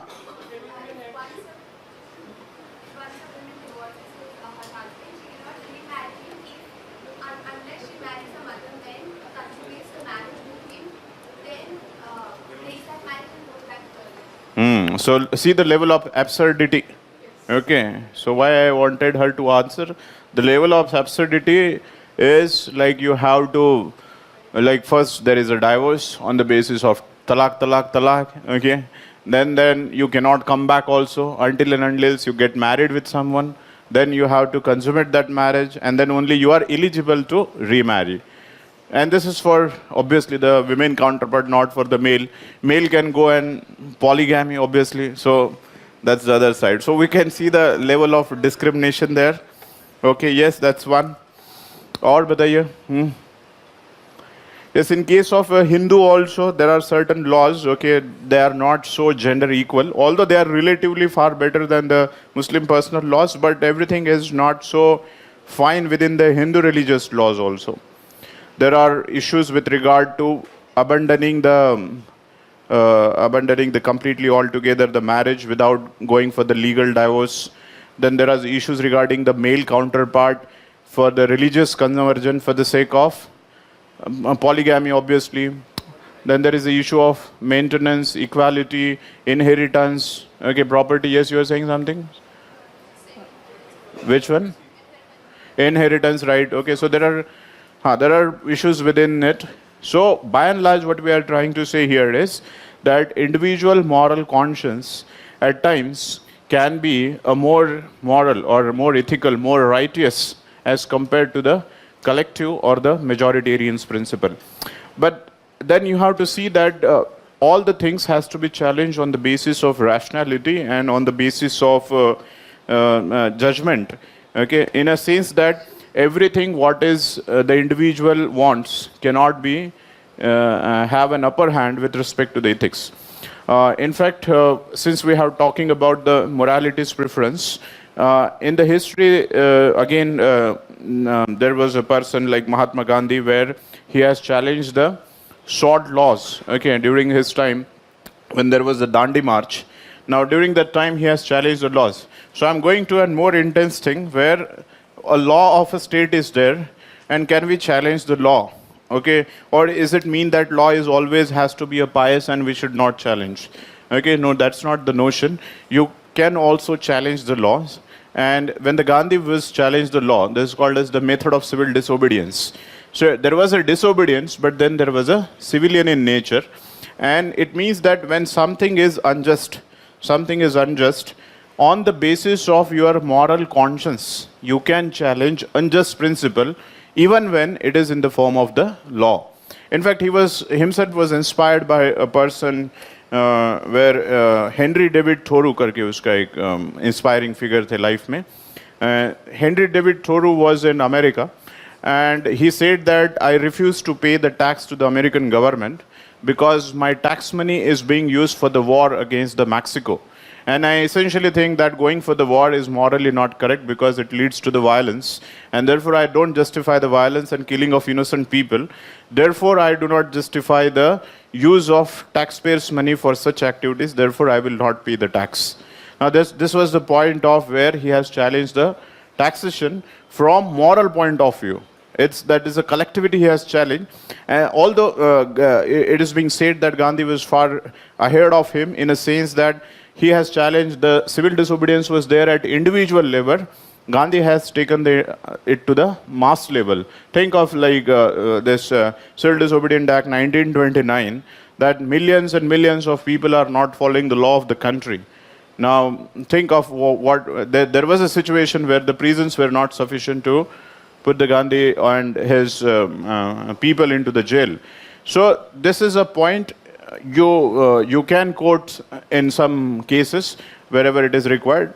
Now, in contemporary time, obviously, you can think of situations, Article 377, issues of triple talaq, or for that matter, there was a Section 66A of IT Act, okay, which was already abolished now.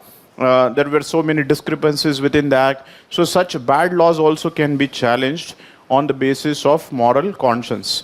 But here the point which one should remember is in democratic countries, generally there is a limit to go for challenging the laws, because in democracy when the laws are framed, then a sort of a due process is followed. Okay. In fact, what you are questioning here, you must have studied in this polity part, that the law, there are two concepts here, procedure established by law and due process of law. Now, procedure established by law were not that ethical because it was only a procedure that they used to follow. But in due process of law, they incorporate the principle of natural justice. Okay, that is, law should be fair, reasonable, okay, and just. Okay, law should be fair, reasonable, and just. So they incorporate the elements that is making the law more just. Okay.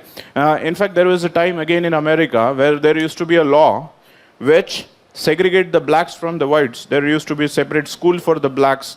There used to be separate community parks for the blacks. And Martin Luther King was the one who has said that I will refuse to follow this a particular law, or I refuse to follow the law. And in that case, the civil disobedience. So you have to understand that on the basis of rationality, on the basis of moral conscience, you can challenge some of the preconceived notions. Like, for example, like in case of India, whatever the government does is not necessarily always right. Not necessarily always right. And in democracy, there has to be a space for the dissent. On the basis of dissent, obviously, you can ask the question to the government. Now, obviously, that is why we say that there is at times misuse of Section 124A. Because Section 124A is most of the time is misused in order to curb the vices in democracy. So that point has to be also kept in mind. Now, this is one side of the story. Second side of the story we are discussing here. Sometimes moral things should run subsidiary, and most of the times it happens. These are the only exceptional cases where we are saying that we can challenge the ethics, because ethics itself has also been formed with a lot of deliberation. It has formed and evolved with the evolution of human history. So ethical principle itself are very sanctimonial and pious in nature, and most of the cases we require to follow. Some of the ethical cases obviously related with the societal norm, some of the ethical issues with respect to organization and profession. Now, I'm coming to a point where, say, for example, you are joined one organization and profession. So the moment you join the organization, their organizational principle and professional principle becomes your principles. Now, I'm coming to one case. Let's say you are a doctor and you have one moral principle in your life, that in your lifetime you are never going to help any antisocial person. Okay, that's your moral at your individual level. Now, there is a case that in a city, a person has raped someone. Okay, some women was raped, and the police has caught both of them, the one who was committing the rape and the victim. Both of them, like in a fight, the person who was committing the crime was also got injured. The police has brought both of them to the hospital, and now victim is treated separately, and the one who is alleged in the rape, okay, he has been brought to your hospital, and there you are sitting as a doctor. Now, remember, what is your principle, moral principle in your life? That I am never going to help any antisocial person, and you know that he is an antisocial. So in this case, what should be your way forward? What you are going to do with him? Huh? Yes, as well as, because here the professional ethics come first. Because ultimately you are sitting there not as an individual capacity, but as a professional doctor. So for him, it is whatever the antisocial person, criminal, that comes later, but he is a patient for you. Okay, so you have taken a vow when you join the medical profession that I'm going to help the patient or any person, irrespective of his background, that I will treat him for the life. Okay, so here the professional ethics takes a step over individual morality. And in fact, this is true, because when we talk about professional ethics and organizational ethics, generally they are formal in nature, because there will be a code of conduct, code of standards, and whenever you are joining, there is a signing of contract that you need to follow all such principles, etc. You have an option of not joining it, but once you join, then you're required to follow those principles. Now, there is a second case here.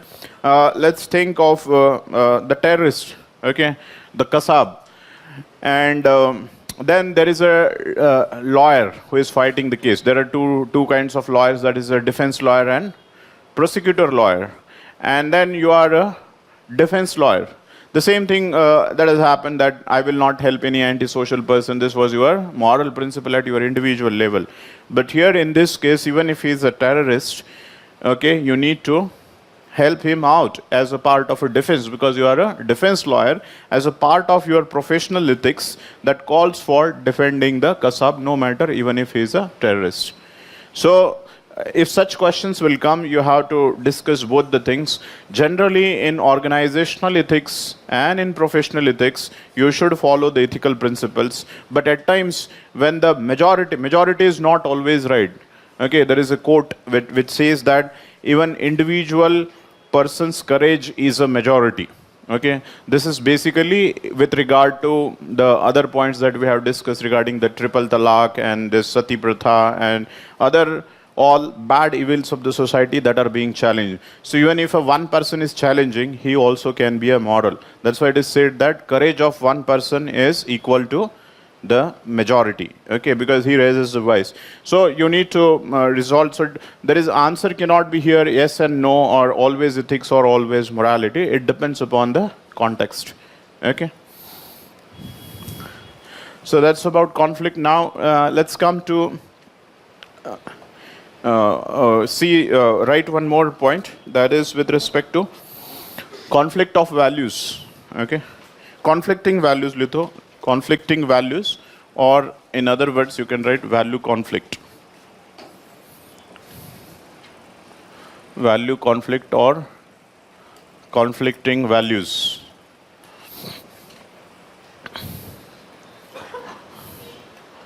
Value conflict or conflicting values. Now what we are trying to say here is value we have taken that people have attached importance to, okay. Now different group of people must be attaching different importance to different things, but at times you cannot attach the importance without contradicting the other values, or there is seeming contradiction that exists, apparent contradiction that exists when we compare different values, okay. So here we are making an attempt to identify such couplets of conflict. You have to identify in terms of couplets. Like say for example, I'll give you one example, patriarchy, okay. What is patriarchy? Male domination versus gender equality. Gender equality. Okay, so this is one value which is come in conflict with each other. So first we'll discuss it later on. Just take 5 minutes or 2 minutes. Identify different conflicts that are prevalent in the society. This in the form of couplets. Identify different values which are in conflict with each other that are prevalent in society. समझ में आया नहीं आया? Have you understood what I am trying to say? No. See, here the value is patriarchy. What is the patriarchy? That is a male domination. This value is a male domination, but here it is talking about the gender equality. So these are mutually exclusive events. You cannot have the gender, if there is a gender equality, then there is no patriarchy. And if there is a patriarchy, there is no gender equality. Why I'm discussing this point? Because these are the basis in a society. All the problems of society are nothing but the problems of conflicting values. You take any problem, there is a conflicting values. What happens? These are the people. See, when the values are existing, there is a fundamentalism with respect to values. Fundamentalism in a sense that patriarchy, male domination. So more and more male domination and more people are putting weight behind the patriarchy. So the gender equality will never come into existence. And if the people are trying to bring the gender equality, then it is affecting the interest of people with a patriarchal mindset, and this snowball into the controversy. Controversy will snowball into the conflict, and then there is a violence, and there can be an intolerance, and so on and so forth. Have you understood now? Okay, so try and identify different values which are come in conflict with each other, and then we'll see that how to resolve the conflict, what should be the solution. First try and identify. Let's take 2 minutes.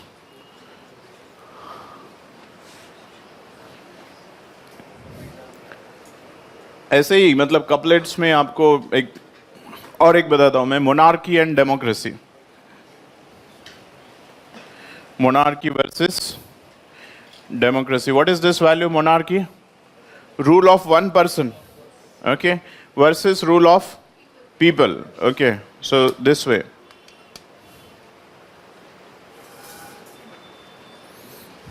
If you will look around of the different social problems, you will find many of the values which are coming in conflict with each other.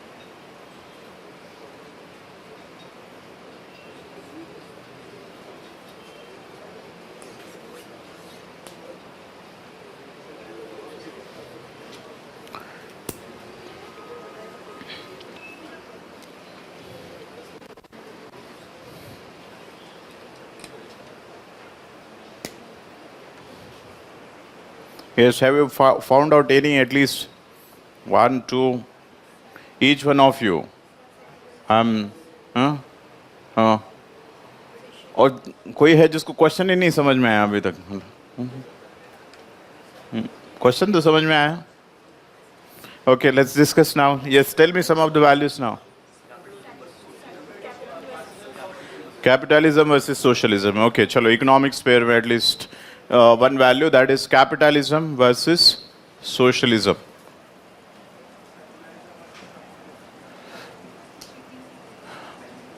What was the ugliest and the vulgar form of capitalism?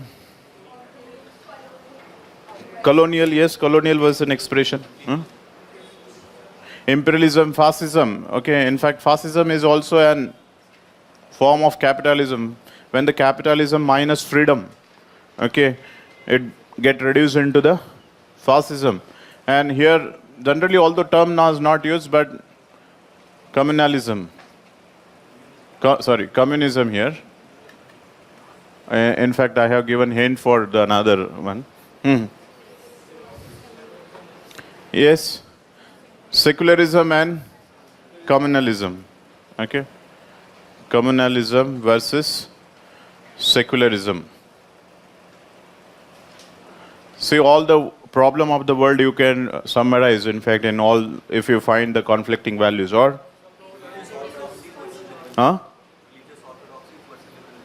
religious orthodoxy versus liberalism. Okay, traditional versus modern. Okay, I'll broadly put it. Traditional value versus modern value. Conservative or traditional? Pro-life versus pro-choice. Liberal.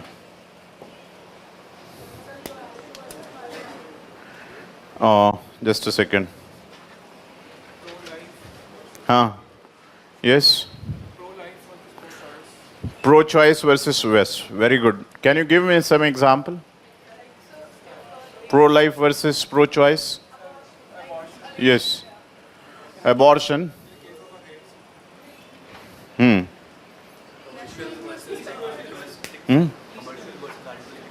Altruism. एक बताओ. You are saying something? Nationalism versus patriotism. How? Like recently, everyone is like, you are internationalist. So they are proving that we are nationalists. They are similar, na? So tell me something. Yes. Yes. Let's. Okay, I'll put it here. Regionalism. I'll come to that. Versus nationalism. She is right in a sense that our thing has been different in interpretation of nationalism. But remember that nationalism is also a form of regionalism only. Okay, when it say it in the global context. Here you might feel it progressive. Okay, regionalism versus nationalism, when we are comparing, this is more progressive than this. But nationalism versus universalism, okay, or globalism. Here, the nationalism is becoming a narrow identity, and universalism becomes the fundamental identity. Okay, so what is the context that is, and again within the nationalism also, I'll make some comment about it also. Yes, jingoism. That is what the. So let me explain here only. Here, when we are talking about regionalism, here we are talking about sub-national value that is being put, like Marathi Supermanus, okay? So MNS and Shiv Sainiks, okay? So they will have a more value for their regional and the son of soil, as even if at the cost of the national identity or the national integration. So here the regionalism, there is a regional conflict, whether the region is more important or the national is far more important. So this is, they will say that people from North India should not enter, and so on and so forth, because the son of soil theory, they say that the person from the soil is getting reduced into the minority. Okay, so when it comes, it is a regionalism. But when it takes to the global level, then this is universalism. Here we are identifying a person as a human being. Here still we are in the citizenship thing. Okay, like say for example, in a disaster management, if the question is there, somebody has injured, and you are working with an Indian administrative services, or from the India, you are a servant in India, and you see that there are two individuals, one is from the India and second is from the some other country, and there is a disaster case. Which one will you go for? Helping them out. This is a dilemmatic situation. Think of both are like drowning. एक classical case रहता है, पूछा जाता है WhatsApp पे आया होगा कि क्या करोगे आप ऐसे सिचुएशन में वगैरह. Yes, how do you go about it?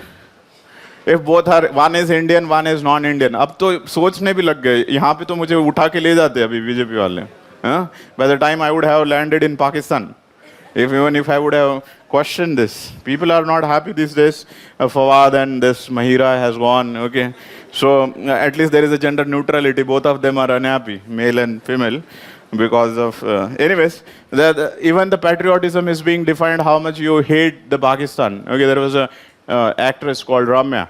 Okay, she has said that Pakistan is not. Pardon? Similarities exist and etc. Then people have questioned and this charges of sedition have been applied. So you can understand that in contemporary time, your nationalism is being defined not by the love for your country, but for the hatred for the other country. So that's about the jingoistic form of nationalism. That is a jingoism. And this is a patriotism. Patriotism versus jingoism. That's also can be one thing. Patriotism is a benign form of nationalism, that is love for the country. Okay, love for the country, loyalty for your country. But jingoism is your nationalism is to an extent that you hate the other country. So that's the extreme form. Universalism, here you require to be a very great philosopher. Like say for example, something like Rabindranath Tagore. Okay, that they will think that national boundaries in itself are nothing but the regional boundaries. There is a very famous poem where the mind is without fear and the head is held high. You must have studied in school days, where the clear stream of reason has not lost its way into the dairy desert sand of dead habit, where the world has not been divided into the fragments by narrow domestic walls. So that is very important, where the world has not been broken into the fragments by narrow domestic walls. So somewhere we are also limiting the human beings by putting the boundaries. Okay, there's a very famous this Bollywood song I remember, this Panchi Nadiya Pavan Ke Jhoke. It's a very relevant song. If you go and see that what the human beings we have achieved and what the being, and yes, obviously that's a song from. So let's come back to here. Point is, Police state versus individual freedom. Police state, yes, we are going to come to that. Dictatorship versus democracy. Dictatorship versus democracy. See, here the point is authoritarianship, dictatorship, okay, versus democracy. Kya? Come again. What he's saying? Dil. Okay. Which one should have a preference? Huh? Okay. Heart is just a pumping organ of the blood. Okay. Yes. Anyways, I'm from medicine background. That's why we tend to generally think this way. Yes. Any other?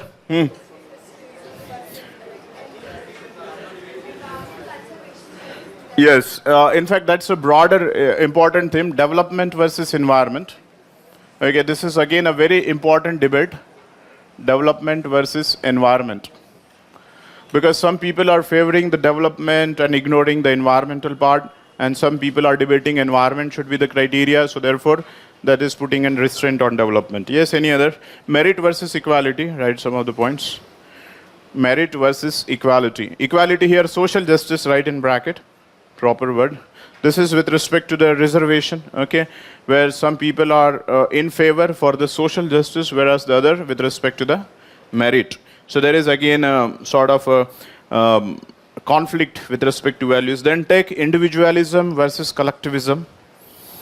Individualism versus collectivism. There can be a numerous theme within it. Yes.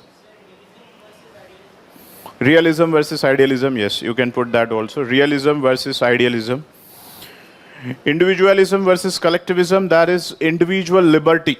Okay, and there are all the things that are coming with the individual liberty these days, particularly the wave of feminism. Okay, you must have not studied this. There is a wave called as radical feminism also. Okay, they talk about the absolute freedom versus where there is a collectivism. So in fact, they have challenged the institutions of family, and they have challenged the institutions of marriages. So in that regard, again, the conflict is happening. Then westernization versus Indian culture. Okay, West culture versus the Indian culture. This is basically all the points can be grouped into this: traditional versus conservatism. So conservatism, they are trying to protect the culture, okay, so-called the earlier culture, and they are calling anything modern, anything freedom is a Western in notion. So obviously there are a group of people in Khaf Panchayat. You see that why I'm discussing now, I have discussed in a benign form. Think of when the intensity is getting increased. Here, take an example of Khaf Panchayat, and then take an example of a liberal Indian woman. Okay, now the more extreme she will go there, and the more extreme go there, it will go into the sort of a conflict to an extent that there is a chance of violence. There is a chance of ostracization of the people. There is a chance of harassment. Okay, think of the extreme form, the Khaf Panchayat determining the length of the skirt. Okay, अभी diktats वो देते हैं ना कि इतना इतना होना चाहिए, ये होना चाहिए, वो होना चाहिए. And think of here something Lady Gaga we don't have, but obviously so so some extreme form. Instagram पे तुम्हें मिल जाएंगे काफी सारा, ठीक है? So take off Khaf Panchayat in this way, and the liberal women in that way. Take off temple entry movements. Okay, the same thing is happening where again the conservative elements versus this. So see, the answer is we don't have to stop here. We have to discuss that how this conflict. These are the conflicting values. Now in today's problem, value can coexist, but the problem is with respect to the extremism. Okay, so we are coming with the final value, that is extremism versus tolerance, or intolerance versus tolerance. That's the ultimate concluding point that we should mention. That is extremism versus tolerance. Now, extremism in bracket you can write a fundamentalism or extremism. Extremism means you are not only attaching the importance, but you are saying that this is the only truth and this is the only thing that should exist. The other thing has no role to play. Other things should not exist. Now, this is causing an intolerance. So the problem is not with respect to having a different values. We cannot and should not homogenize all the values. If you are thinking about that all people will start thinking in the same way, then we cease to becoming human beings. Okay, the diversity is intrinsic to human being. What is important to understand is the values can coexist, and we need to be a more tolerant with respect. There are certain values which cannot, which are obviously not will form a test of time and modernity, such as something what the Khaf Panchayat, like honor killing. Okay, like if you are marrying in the same gotra, they are going to kill you. Okay, and then they will call this killing as a honor killing. And what is an honor in that? They are trying to restore the honor of the family and the village by killing the couple. That is by punishing the people for violating the norms of the society. Now, this is something which cannot coexist. Okay, with respect to some constitutional and moral values, there are some of the values should die down. Okay, something there is not justification. But yes, socialism, capitalism, and see here there is a point again. Let me mention here communalism, and this secularism. This is basically with respect to how the state is behaving. Communal is when the state is a theocratic and basis of. In India, we have adopted the secular model. But when there is a personal law and UCC will come, it is not about the secularism per se. See, gender equality, and there are other things like having a civilian code, common civilian code. So these points should be kept in mind. So point here is the problem comes when there is a lot of extremism and fundamentalism, and people will think that this is the only value. Now, how it snowball into the conflict? First, it is an ideology, that is extremism. Now, you must have come across the word moral policing. Okay, so moral policing is a phenomena which is emerging out of the value conflict to an extent that one group of people are not tolerant with respect to the other's value. And those people who are not tolerant with respect to others' values, they are becoming the moral police, or the phenomena of moral policing. I hope everybody knows this term. What is moral policing? There is nothing moral as such. If you are in that confusion, because just the adjective word moral has been added, therefore it seems कि police जो है वो moral काम करती है, ऐसे मतलब फेंको मत ऐसे, मतलब पता नहीं है तो. Moral policing is a technical term. लोगों को लगता है कि हाँ, policing done for the moral reasons, and therefore there is a justification. No, there is no justification whatsoever. Moral policing is something that a group of people who are not in agree with the other, they are trying to again harass, okay, physically assault the other group of people. One can be a possibility that in some situation, yes, you may be correct, but then you cannot take the law and order in your hand. There are grievance redressal mechanism. If something which is a constitutionally and legally wrong, then there are law enforcement agencies in order to maintain the law and order. You have no reasons to go ahead and assault on the other group of people. So in fact, this can be a question: what are the ethical issues in moral policing? So the first issue with respect to moral policing is contradiction of the values, and then intolerance of one group of values with respect to another. That's the first problem. Second problem is when there was an intolerance and you are not in agreement, there's an issue of a law and order, an issue of taking the freedom of other person. Like, say, for example, yes, some of the examples of moral policing in contemporary time. Yes, Valentine Day, yes. Valentine Day, again, this Shiv Sainik and MNS people will come and Hallmark ko jala denge, arches ko jala denge, okay, arches. And yes, certainly what happens actually, till 30th February night they wait, okay. Is there any, something will come in their way also. सो 13 फरवरी को कुछ नहीं होता है तो 14 फरवरी को moral police बन जाते हैं, because that's a sort of hypocrisy when they don't get an opportunity. Okay, हमारा कुछ नहीं हुआ तो किसी का भी कुछ नहीं होना चाहिए. तो yes, there are cases you will certainly see and come across. So there is a lot of hypocrisy. Think of कोई भी डॉन है, कितना भी आपका कल्चर का मतलब आप मतलब पागल हो गए कल्चर के ऊपर, when you fall in love then automatically culture वल्चर को अरे नहीं है, it's fine, okay, I am a modern. So that happens. So most of the time this moral policing is done. Yes, any other example? Yes, that's absolutely correct. गौ रक्षा, yes, cow vigilante. Okay, cow vigilante is something which is becoming a very grievous problem these days. Cow vigilante, especially this case of akhlaq and killing of akhlaq on the basis of the beef eating, etc. Let's take up for a while that Akhlaq was eating a beef. Let's assume this. He was really consuming the meat, which was against the order of the law of the state.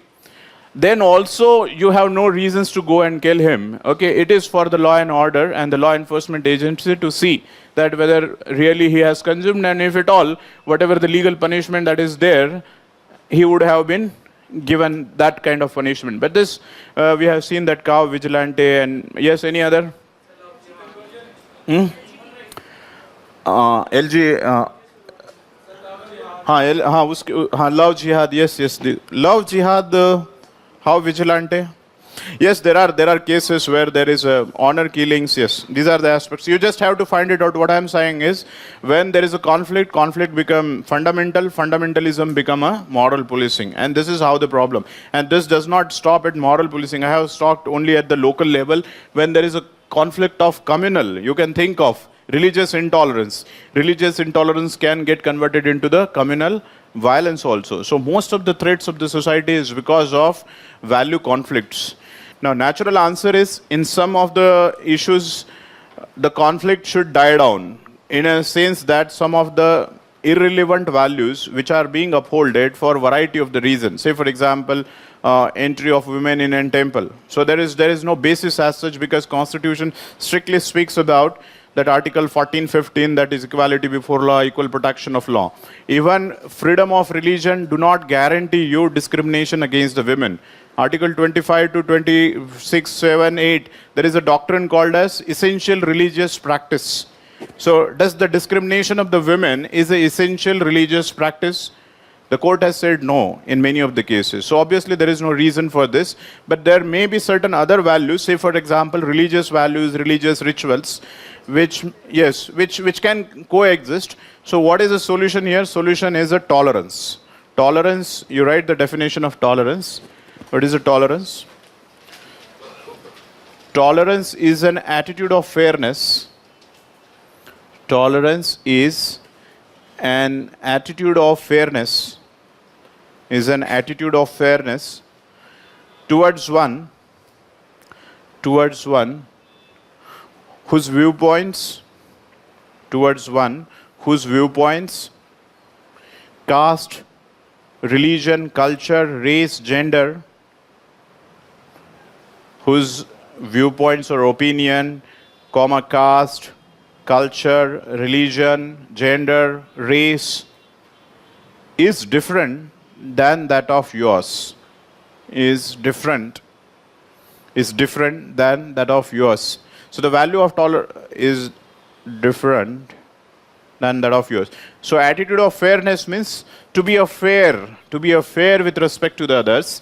That is what it involves is acknowledgement of diversity. That yes, in a given system there is an existence of diversity. You have every reasons to say that yes, your religion is right, it's fine, it's everything, whatever that you can think of good about it, but you have no reasons to believe that other things or other religion has no right of existence. Okay, it's the same in case of the viewpoint also. Okay, there is a one famous quote, you just write quote unquote करके लिखो. Okay, sir, I may not agree with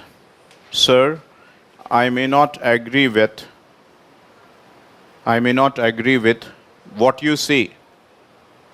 I may not agree with what you say, but I would defend to my death.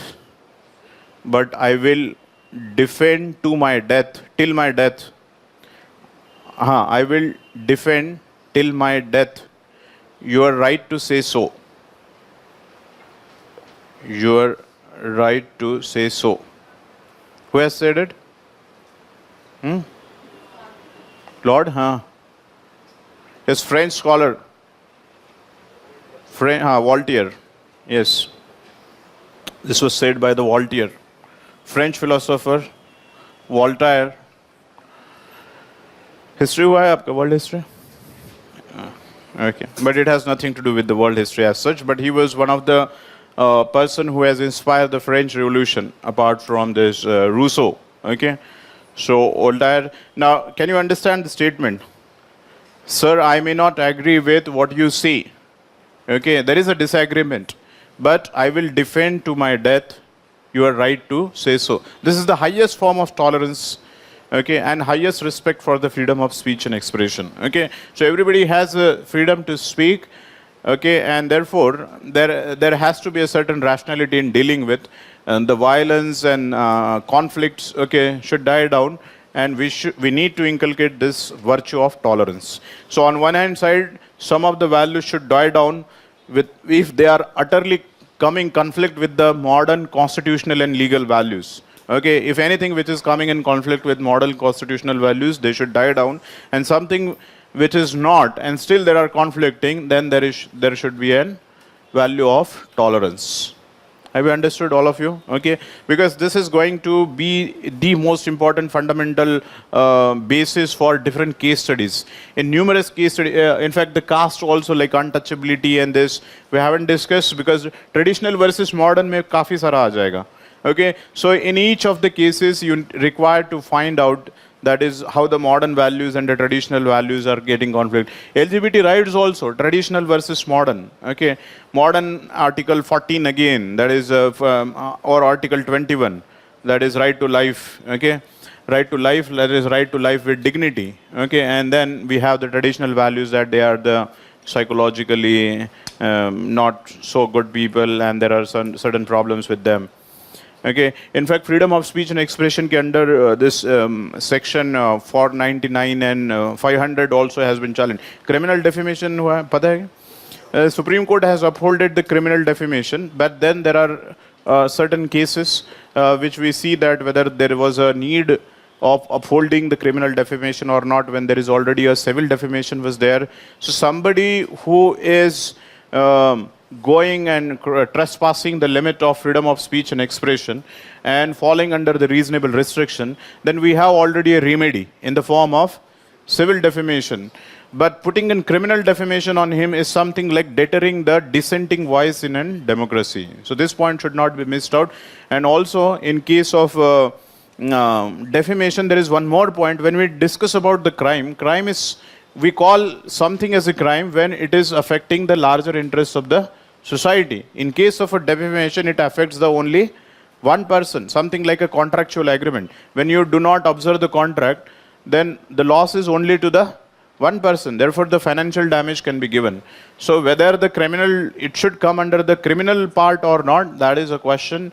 And there are certain moral and ethical issues with respect to that also. Okay, if you haven't understood, please go and read some what is criminal defamation, what is civil defamation. The point here is freedom of speech and expression is one of the important, well-cherished values in democracy. Democracy ceases to exist if there is no freedom of speech and expression. It becomes dictatorship. It becomes an authoritarian form of government. But at the same time, you should also remember freedom of speech and expression is not a license that you can speak anything and everything. It has to be within the broader framework of constitutional limitations. But who is going to interpret whether the particular speech falls under the constitutional limitation or not, that is for the judiciary to decide and not for the any independent, that is for the judiciary and independent authority to decide, not for the individual or group of people. Okay, that is what we see in contemporary time. Without even the judiciary's verdict comes, you have already landed in Pakistan. Okay, so that's the problem here, and therefore this value conflict is growing. Okay, should we stop here or you would love to continue? No? Okay, come tomorrow. What are the points which are remaining? Can you please see the first में क्या लिखा होता? If you can discuss now. No, not in the syllabus. I have mentioned some of the points. Okay, those will take some time. Okay, thank you so much.